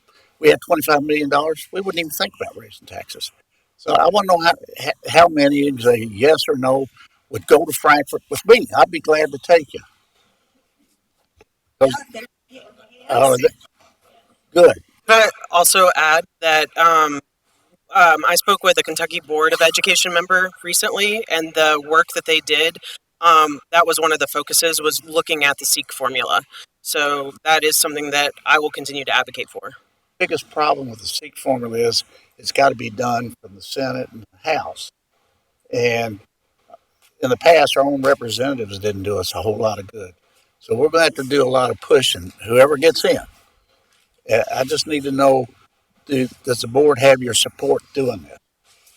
Sir, just to let you know, I already did talk to a legislator about that a few weeks ago. And that is what supposedly, take it for what it is, on the agenda coming up this year to handle. But we got to be realistic also. Pike County is not going to give up their money. They're not going to give up their votes. And that's the challenge is if you're getting that amount of money, it's very hard to talk your legislator into agreeing to give some of that money back. Great. Jefferson County gets part of that $25 million. Hmm? That's where it's wrong. So I just wanted to see if y'all had a commitment for it, because I will be calling on whoever gets in. Interject real quick. So my experience on OSEF is exactly why I became inspired to be a board member that 5 years ago. And that is why OSEF exists. The Oldham County Educational Foundation is there to fill the gap in between state funding and our actual need, and that gap is large. That's why we have that nonprofit arm to apply for grants and to get community and business support to pour money back into the schools. We do things like fund the Pyramid Awards. That's huge. Those are $1,000 grants that go to teachers in the classroom that will directly benefit the student. That goes to nothing else but student achievement. And the SEEK formula is what got me so interested in how this budgeting process works and why I wanted to step up and be a board member.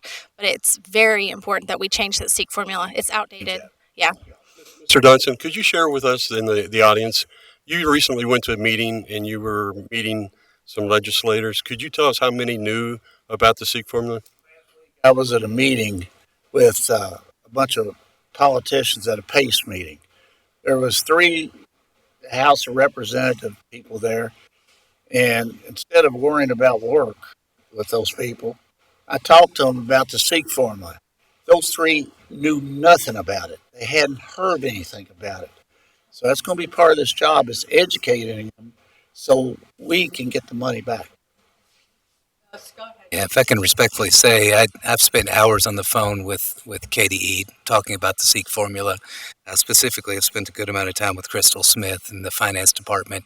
The way that she describes that 30% local effort, that $24,675,000, that money is a local effort. So as Oldham County, part of our skin in the game, if you will, toward receiving the overall total grant money is to give that money up front first, and then the 70% of the total funding is for us to be able to use. So it's not necessarily giving it back; it's deducted from the total amount. That needs to be changed. Okay. Right there. I'm totally willing to go to Frankfurt and talk about that. Now the COVID just money, checking out the. Whole school's got millions. We got 300,000. So that's where to we correct need the this changed. the message there that we're not having to go back and give that money. Thank you. Thank you, Mr. Dodson.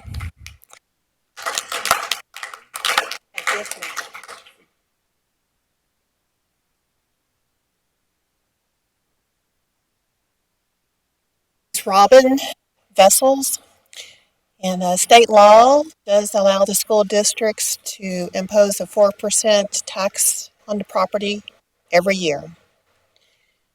State law also allows you to tax the net profits of businesses. I first made a presentation before the school board. It was either in 2018 or 2019, where I had suggested that this possibility be looked into to take some of the burden off the property owners. And it's not been done. I just would like to know how you all would feel about the potential about taxing businesses to increase the revenue for the school district. Or are we going to answer this? Can we just all jump in, or we're going to go down the row? I think that if you have a burning desire to answer, just raise your hand and we'll get to you. So would you like to start? I would love to. Thanks for the question. I think that first of all, like in my own home, I look to my own budget and I go over it with a fine tooth comb before I go outside the home looking for money. And I think the school district can do that as well.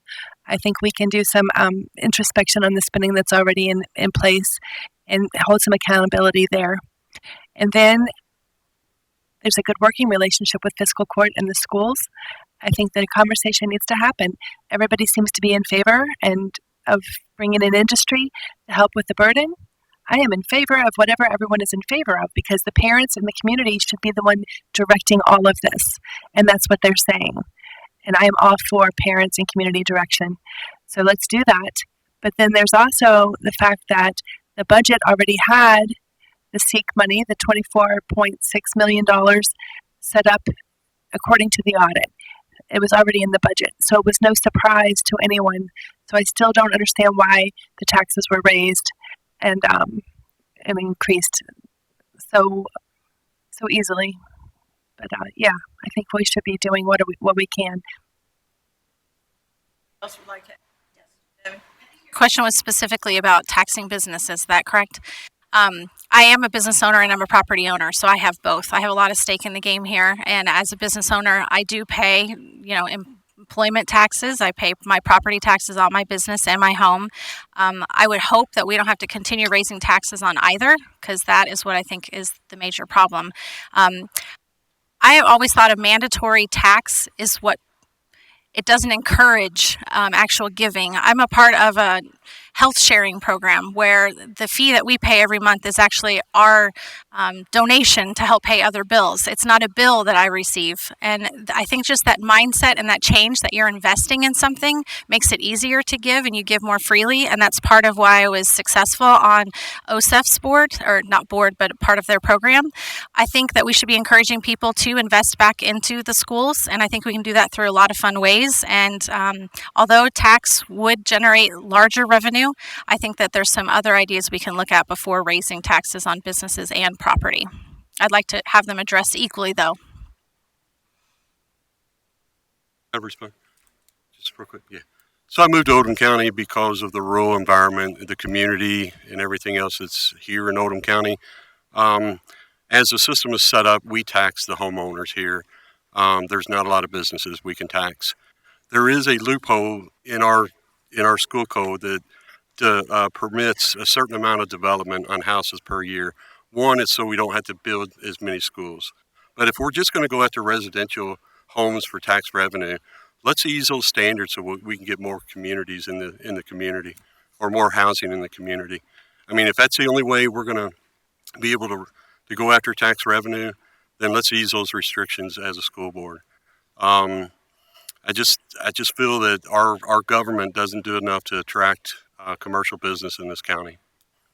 Could I add to that as well? I'm sorry to startle you. So the other thing that I wasn't necessarily aware of, but when talking with other people in the community, that step increases cost the district. So step increases in teacher salary cost the district $1.2 million every year.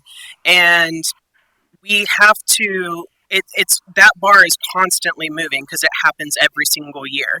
And so to catch up with that, we either have to tax or be really creative, or like Mr. Keel said, we have to bring industry into our county, because that's what, as Ms. Hunley said, is Shelby County and Bullitt County are kind of kicking our butts in right now, and they're able to keep up with that increase every single year.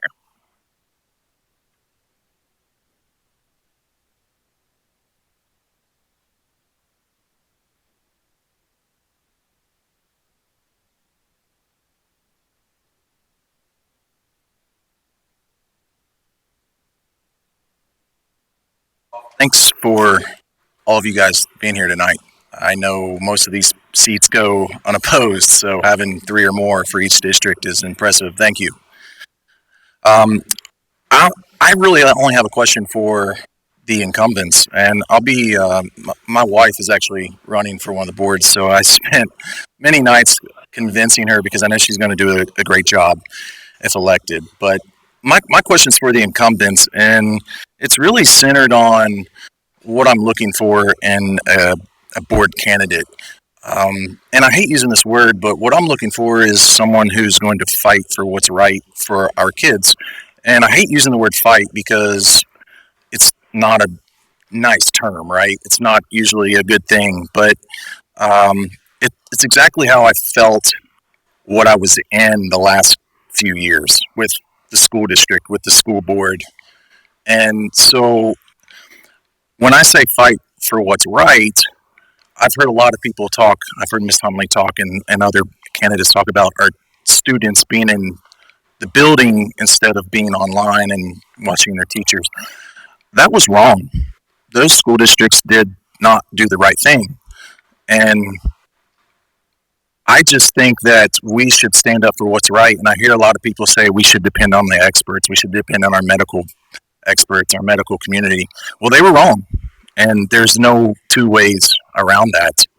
But so my question for Suzanne and Mr. Kehoe is in January of 2021, the governor allowed our schools to go back to in person. Our school district decided to keep them at home for I can't remember off the top of my head, but I remember it was a minimum a week. So I would like to understand or have you guys explain why you guys didn't fight for that. Why didn't you fight for our kids to be in the schools?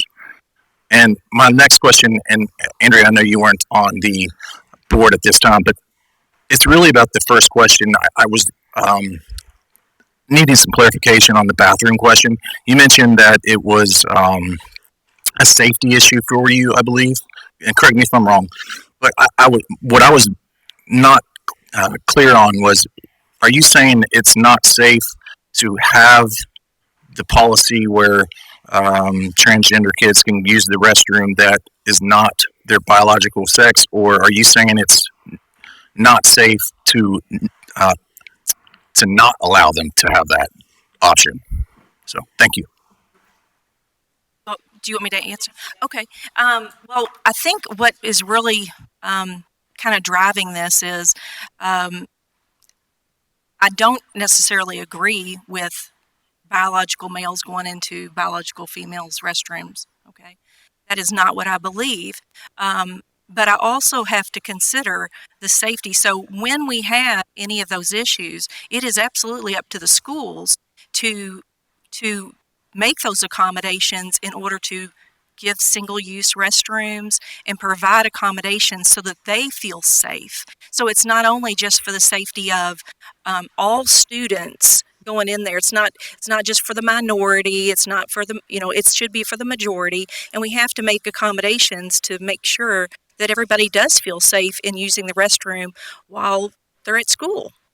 I mean, we know that that's a big deal, and so I want to make sure that I don't. I guess I'm just trying to.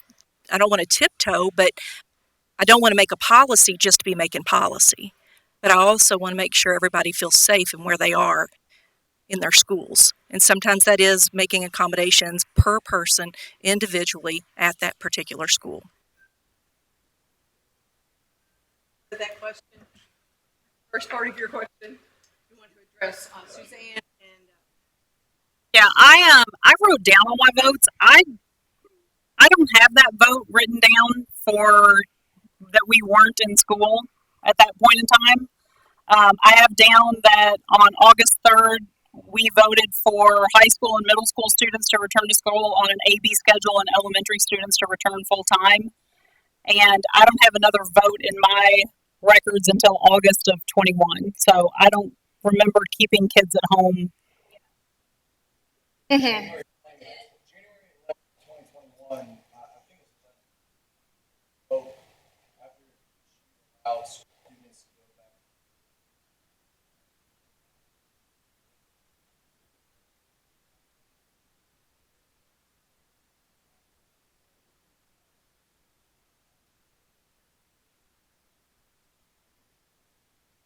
Yeah, I don't remember. I honestly, I don't have that down, Steve, and I I'm not saying it didn't. I'm just saying I had written down notes of my votes and why I voted. So I don't know. I don't have in front of me why I voted that way.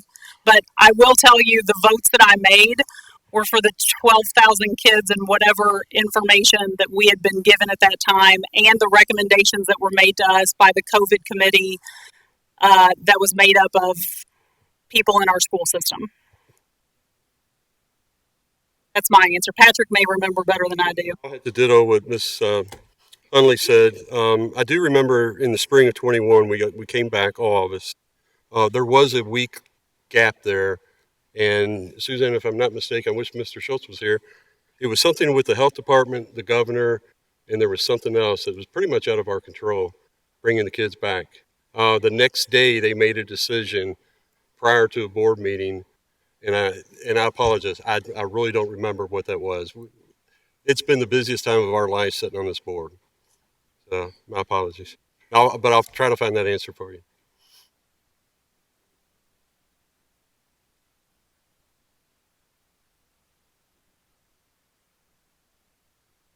Well, I mean, I have been opposed to the mask. I brought that up meeting after meeting. I've voted that way.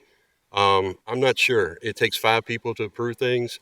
I was a minority every time, so I voted for return to school. I believe that was about insurance at that time, is why some of the board members voted to keep the children in masks. There was an insurance issue, and they were threatening to lose their insurance.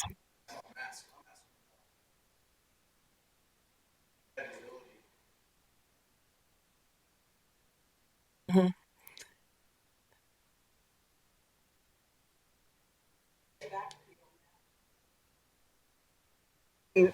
Look at their records or whatever, and I can look, Steve, and I'll email you. fair enough. Is that fair enough? Okay, great.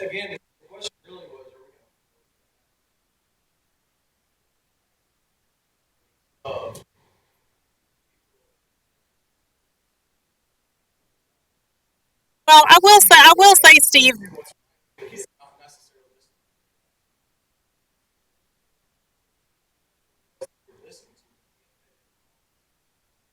Okay. Hi,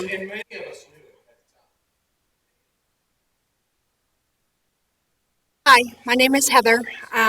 In all transparency, due to the mask mandates and the curriculum, in part, I did pull my son out of school this year. He is being homeschooled.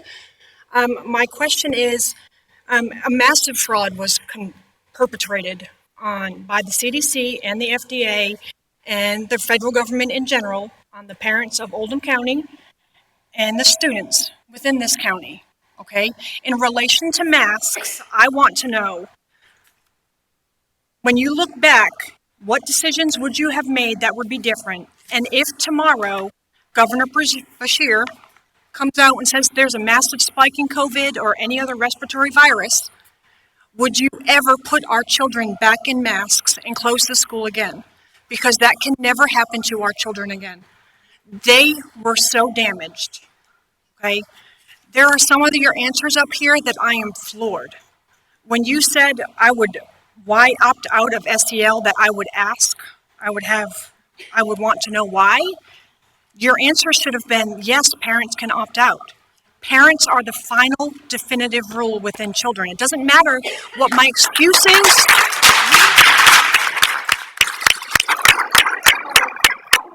Firm answers. Will you ever put my child in a mask ever again? Will you ever close the school and deny him an education? Because when I sat behind the computer screen and I watched the fake computer learning and saw the curriculum that you guys were teaching my children, I was appalled. I was appalled. And I would like to know, will there ever be a mask in an Oldham County school again or on the school bus? I appreciate you all being here. I appreciate you guys taking questions. It takes a lot of courage. But thank you very much.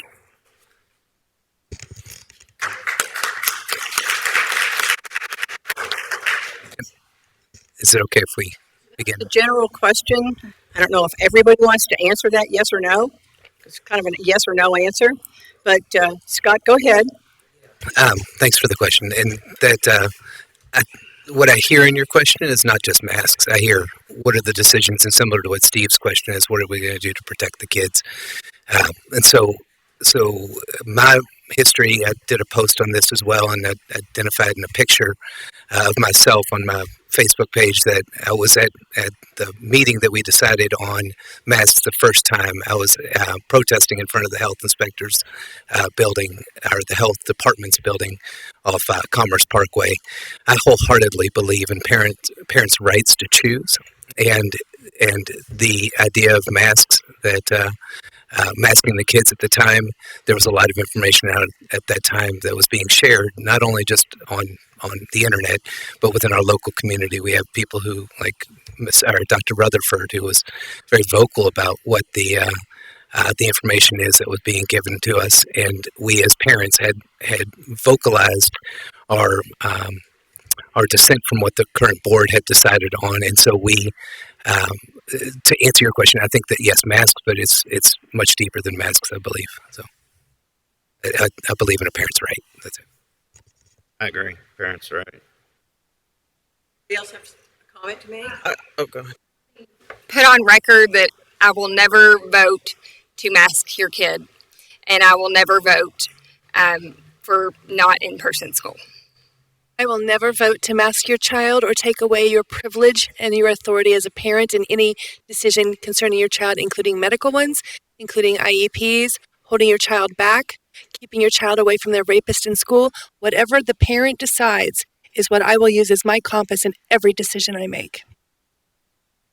So to speak, you sound very passionate, and so I kind of to piggyback off of what Ms. Nykirk has said. Being a teacher, I guess one of the things of why we would want to know why a parent would want to opt out is our educators are experts in the field, yet I do believe that parents do have a voice and that we're coming to the table to win. We all have the same goal. We want our kids to be successful, productive members of society. And if we approach it with questions, that's where everybody will come together to work towards the same direction. When if every single person opted out of different things as a management issue, that's very challenging as a teacher when your classroom is filled 31, 32 kids and trying to figure out who gets what, and you're already doing that with IEPs and 504s. And so we want to say we want to recruit and retain teachers, but then also say that every individual person is opted out. That's why I do believe that there is voice. You have the SPDM that you can approach that at a school level, which I believe that's what Ms. Nykirk communicated. So I appreciate your passion for your son, and there was choice in the homeschooling aspect, and hopefully we can come to an agreement to where you would choose something differently, but I understand where you're coming from. I follow what I feel like doctors are experts in their field. And so I would follow those experts. As a historian, I think that's a hard question to answer because we have the ending now. So I can't say one way or the other because I would approach it with questions. I'm sorry? Hold on. They were completely dismissed. Now it comes out that it wasn't. Okay. I would love to see that information. Not a debate. Okay. This is not a debate. That conversation with them or anybody else, you can feel free to do that and do your homework and do that on your own because we don't have time for this debate. People. Can I respond to that real quick? Just real quick.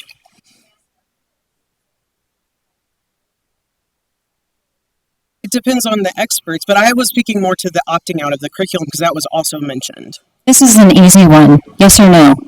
Do you trust the CDC? No. No. No. I don't trust any of them anymore.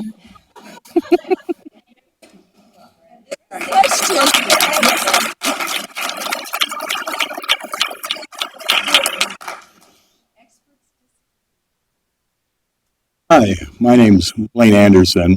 I'm coming to you today not as a representative of the OCGOP, but as a resident of Oldham County, and I have a third grader that attends Locust Grove.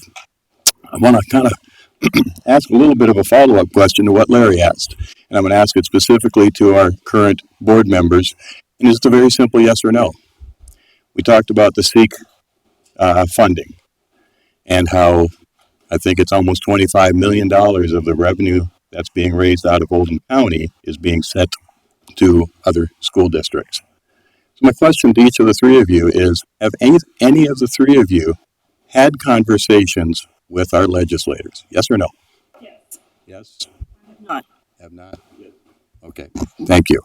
I think that's important that we have that dialogue with our legislators. The other thing, and this is, I guess, kind of geared equal representation to our candidates. Several of you have mentioned talking about the funding increases, the tax increases should be used for academics and towards teacher salaries and recruitment. Fair statement? I'm going to say, don't forget, we have a lot of other shortages. You got a lot of parents that are trying to get their kids into some of the after-school programs. By the way, they're paying, I think, $9 an hour. You've got shortages of bus mechanics. The only reason I know is as of today, I'm now a full-time employee of the school district as a bus driver to try to help the shortage of bus drivers. Blaine. It is very simply, many candidates talk about cutting unnecessary expenses. So to the candidates, how many of you have done a thorough review of the school budget? Show of hands. How many of you have done it? Not the school board members. I'm talking about how many of the candidates have done a thorough review of the school budget. No, no, yes, yes, yes. Thank you. Okay, we have just a few more minutes. We take one more question, maybe two if it's quick. Tell us your name. Michelle Elliott. Thank you all for being here tonight. My question has to do with, do you support the program presented by the Deputy Superintendent for the caresolace.org that she presented, where it was a third-party mental health organization? And from what I understand, they do not have to follow HIPAA laws. One thing that I have come to realize over these last 2 years is research is not done when something is presented to the school board. At least that is the way it looks from the outside, that research is not done by the members knowing exactly what they're voting on. So again, this is about the caresolace.org, the third-party mental health that was presented to the board back at the August meeting. I can say I texted and said I wouldn't vote for anything until I got more information on it, and Miss Six can verify that I sent her that and asked for more information and said I wouldn't vote until I had more information.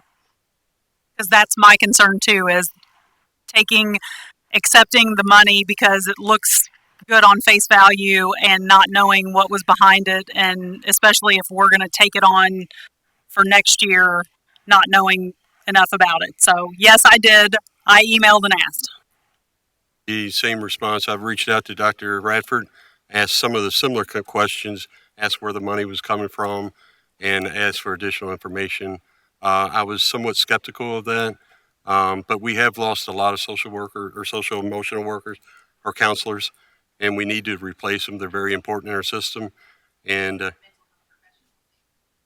right, well, we hadn't got that information yet, but thank you for letting us know that. Yeah, thanks. And you've been a great parent, attending every meeting. Can I answer that real quickly?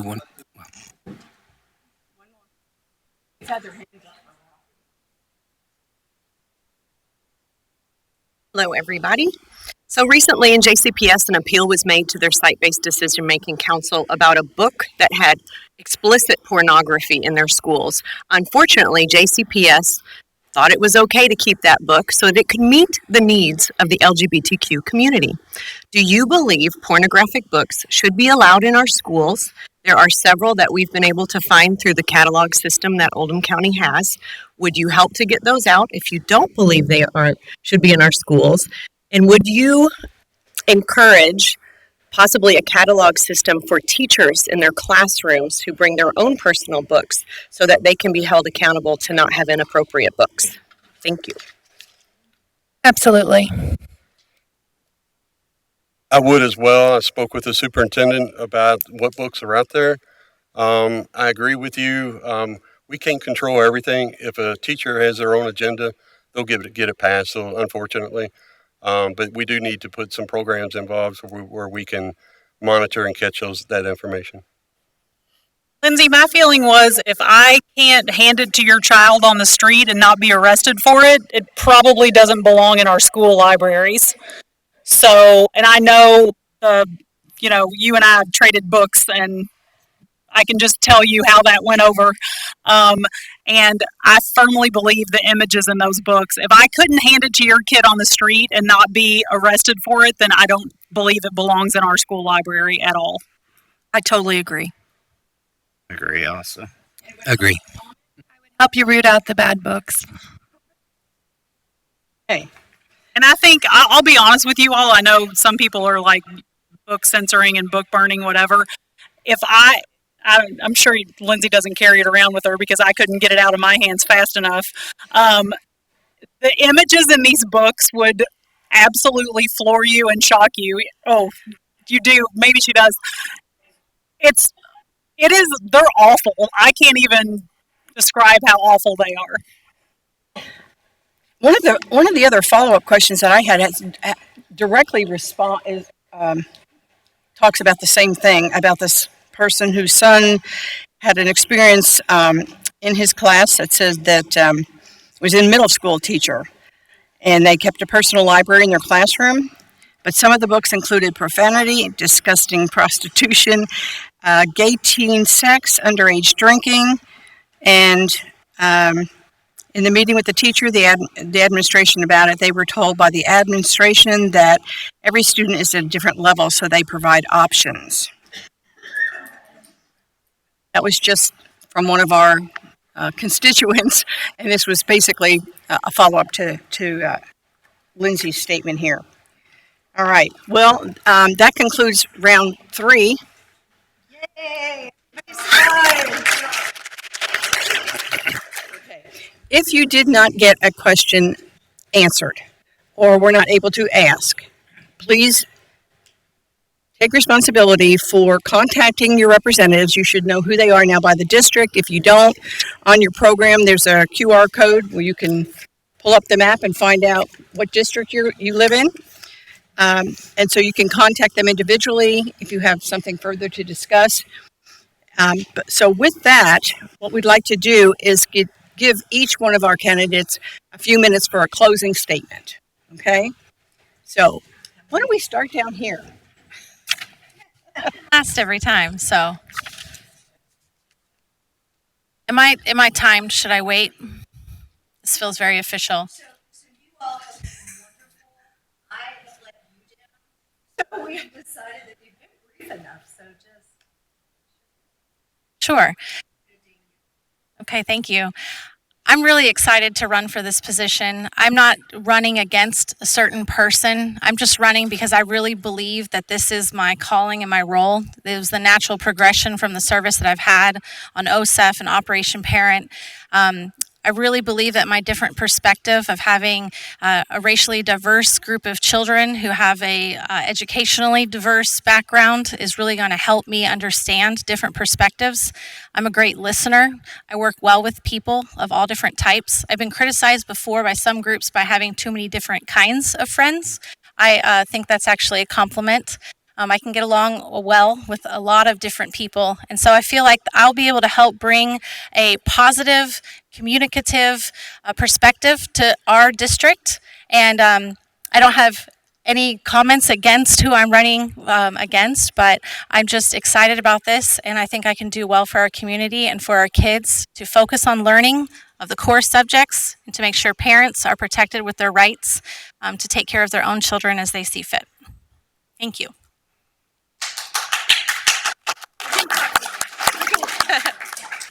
I'm going to go off the whim here. I had a speech made out. Now I'll use both of them. But in my bio here tonight, one of the things I want to ensure that your children's education success is my top priority. Knowledge is something that no one can ever take away from us. It is a key to success. And I really believe that. I'm a very strict parent, and I think what a lot of people don't realize is we've lost that somewhere recently where our parents just don't care, so, especially during the the learning system at home that we had a few years ago. I watched my daughter. I watched what was going on in that taped classroom, and at the very beginning, that was a wreck. I have to admit, we got better at it, and I think we'll continue to get better at it. Um, in my line of work, I used to head up emergency response. So I did exercises and drills for a major company, and the only way we can learn things is to repeat things and learn and repetitive. Um, Again, going back to my children, when they came out here initially, they were so far behind, and I knew then that we had to change things. Um, I just there's there are several things I just don't understand. When a child is given 2 and 3 and 4 times chances to take a test, that's not right.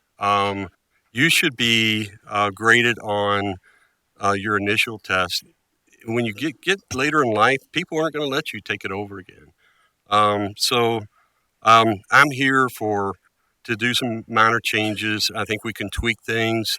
Um, the superintendent has just reached out to a company called the Studer Educational Group, and it's being funded right now by some excess funds. We're not paying for anything, if I'm correct, for 2 years, and it's an exploratory program. But this program is going to look at different things. It's going to help our teachers, and let me get back to my notes here. I'm sorry. Um, yeah, no, I'm sorry. um, so it's Studer, and they'll assist us in strategic planning, employee and parent engagement, implementing a strategic plan that will improve the system and processes. So I've already reached out to some of my biggest um, opponents who hate me, that reach out that dislike every decision I've made, and I've asked them to volunteer to be part of this committee. We spoke about this committee in a special call meeting a couple weeks ago, and and I challenged the superintendent to reach out to these people to grab them and hear everybody's view, not only the great students we have, the great parents, but the parents who think everything is wrong. So I feel like I'm rambling a little bit, but I'm here to serve the district, to continue to improve it, and I think we got some great things coming.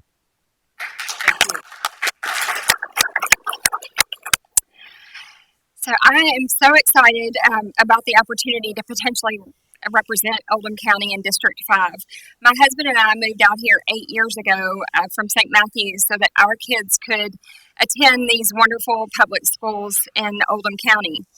There are many issues that I'm passionate about to improve our system, including teacher and staff retention, researching current curriculum, parents' choice with issues such as masking, district transparency of resources, bridging the gap between the board and the community, that's a big one, and so much more. I truly believe that I can make a difference in being a fixture in our school district. My mom was a school administrator for almost 20 years, and I saw firsthand the difference that she made in students' lives.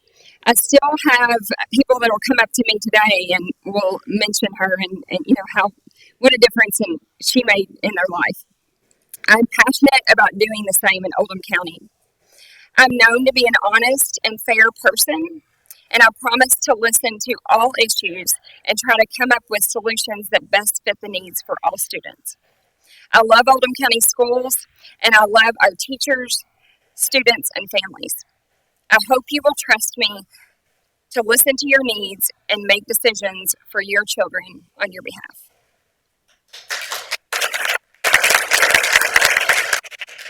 Thank you, everyone, for coming out tonight. We're not going to talk very long. I just want to tell you, I'll never sell your children for money. I believe in teacher autonomy. I think all kids should have a free school lunch. 17-to-1 teacher-student ratio should be the norm.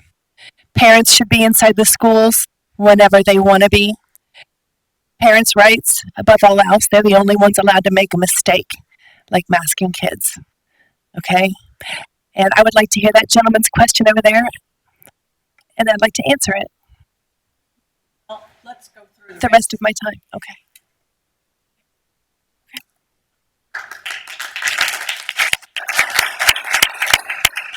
I've had a passion for kids over the last 30 years, having my own kids and having a lot of other kids in my classroom. I think I calculated about 23,000 over my career. And I can tell you that it's been a joy and it's been an honor to do it. I value exemplary student learning and achievement and growth. I'm a team player. I listen. I listen to everybody's opinion. Doesn't mean I have to agree. Doesn't mean I have to disagree, but I will listen. And, I think that's part of the transparency is we have to listen to one another. And if we disagree, that's okay. It's okay. It's okay to disagree, but we don't have to be disagreeable. And that's what I've been hearing a lot in my mind is we can disagree, but we don't have to all be disagreeable. I think that I've tried to support Oldham County Schools for my entire teaching career. I'm just committed to keeping our public schools strong, whatever that means.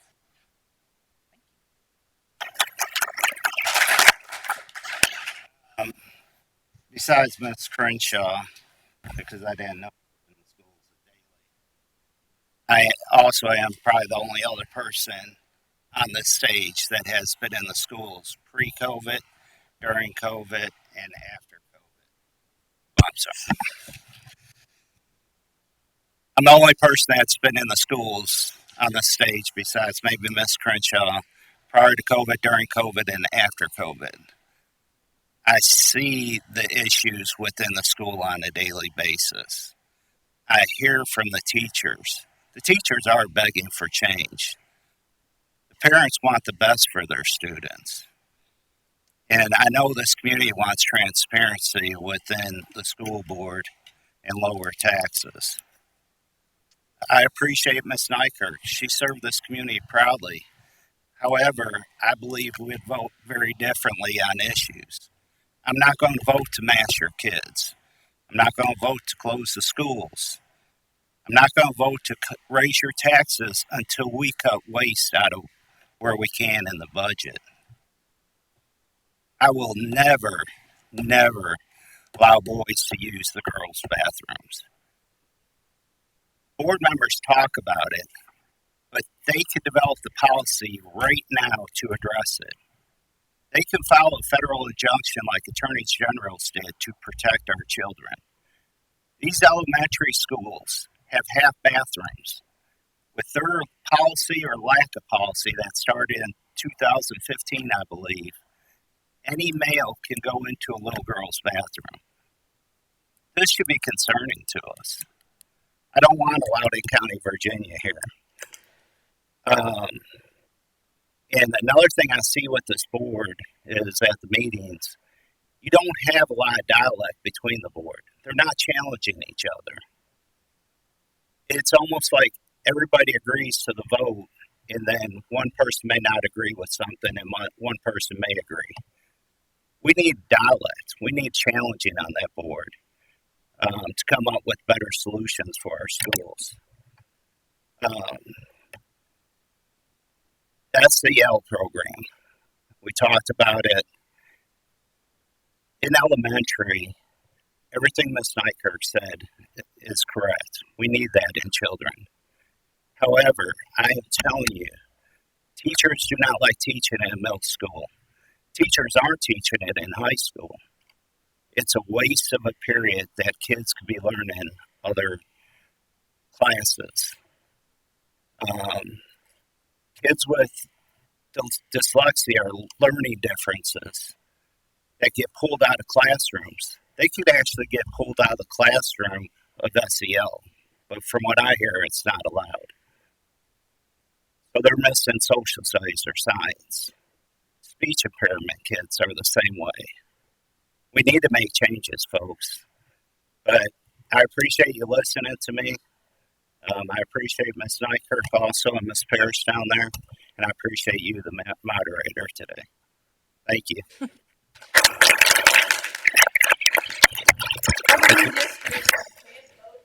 Oh, that's all right. I still appreciate you. Agreed. Yeah, one thing I've said a number of different times, and I even said it tonight. I can't remember who it was. Sorry, is that during the election seasons and nights like this, we hear different ideas, and we can take the best from those ideas and apply those ideas to going forward. And so, no matter who gets elected, there's only 3 seats available, and I believe it's 9 up here tonight. If I'm doing my math right in my counting. Anyway, with those seats, taking as a community, thinking about how can we as a community give feedback to the new board that's elected, and as we collectively come together toward making change. As a board member, I too will not raise taxes without looking deep into the budget. I think I was the only one up here tonight that actually brought the budget with them in order to be able to contemplate and think about the different programs, the different incentives, the things that we are passionate about. All of those have a dollar value, and as we apply that review of the budget, we can look at what are the best things to take from what we've been doing and apply the changes that we've been looking at as a forum up here and what the community is saying. I strongly support parental involvement, parental say, parental rights. I am passionate about involving people in decision making, and as we are all partaking in a constitutional republic, looking at myself as a representative to how I can represent you in District 2.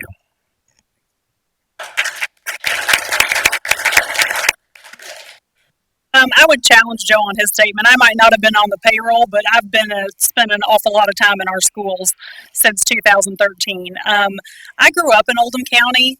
My parents moved here in 1978, and I went K through 12. I went to Crestwood Elementary School, the old one, not the new one. South Oldham Middle School, and I went my freshman year to Oldham County High School, and the rest of the time that's when South Oldham High School was built, and I graduated from South Oldham High School. I love Oldham County. I moved back here in 2013 so my 4 children could go to Oldham County schools. Are we perfect here? Absolutely not. Do we try really darn hard? Absolutely we do. Dr. Radford is working extremely hard to make big changes to move our county forward and our school system forward and get it back to where we once were. This is not going to happen overnight. And anybody that sits up here and promises to make huge sweeping changes overnight doesn't understand how the school board works or what our roles are versus an SBDM. I have shown I can sit in the seat and make the tough decisions that maybe not everybody agrees with, but are what I feel was best for the 12,000 kids in our district. And you have to be able to make decisions that aren't necessarily popular, but are right. And I'm the person who's returning your Facebook message at midnight when you have a question about something. I return your email. Amy can tell you. I return your email. I'll watch the video you send me. I'll ask the questions. I will tell you how it is, and if I don't know how it is, I will find out the answer for you. I care very much about every single student in our county. I care about our parents, and I care about our taxpayers. And I would appreciate your vote on November 8th. Thank you.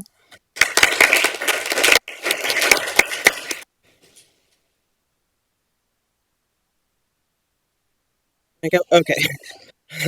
Sorry. All right, so I am a lifelong learner and an educator who has a passion to see all kids thrive. If elected, I will approach all issues with the same creativity and passion I approach learning in the classroom. I'll do my best to represent all families in this district and will support our superintendent to make decisions based on what's best for kids. When I began teaching 11 years ago, I could not get my foot in the door in Oldham County because the stipulation was you needed at least 2 to 3 years experience. That's not the case anymore. And given my, or I'm sorry, this has changed, and we are having trouble keeping teachers and bus drivers, aides in our classrooms, in our special education classrooms, administrators, cafeteria workers, and other support staff. Given my experience, I'm the best candidate to address these concerns onto why this is happening and how to approach these issues with solid solutions. This has to be our number one issue with any leadership. And given what we're currently tackling, we have to have this as the most pressing and tangible issue that our schools are facing. There are many passionate people here on stage. They're passionate about your kids.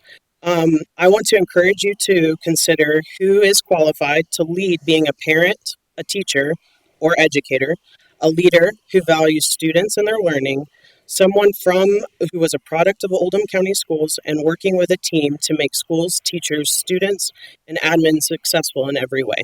Thank you.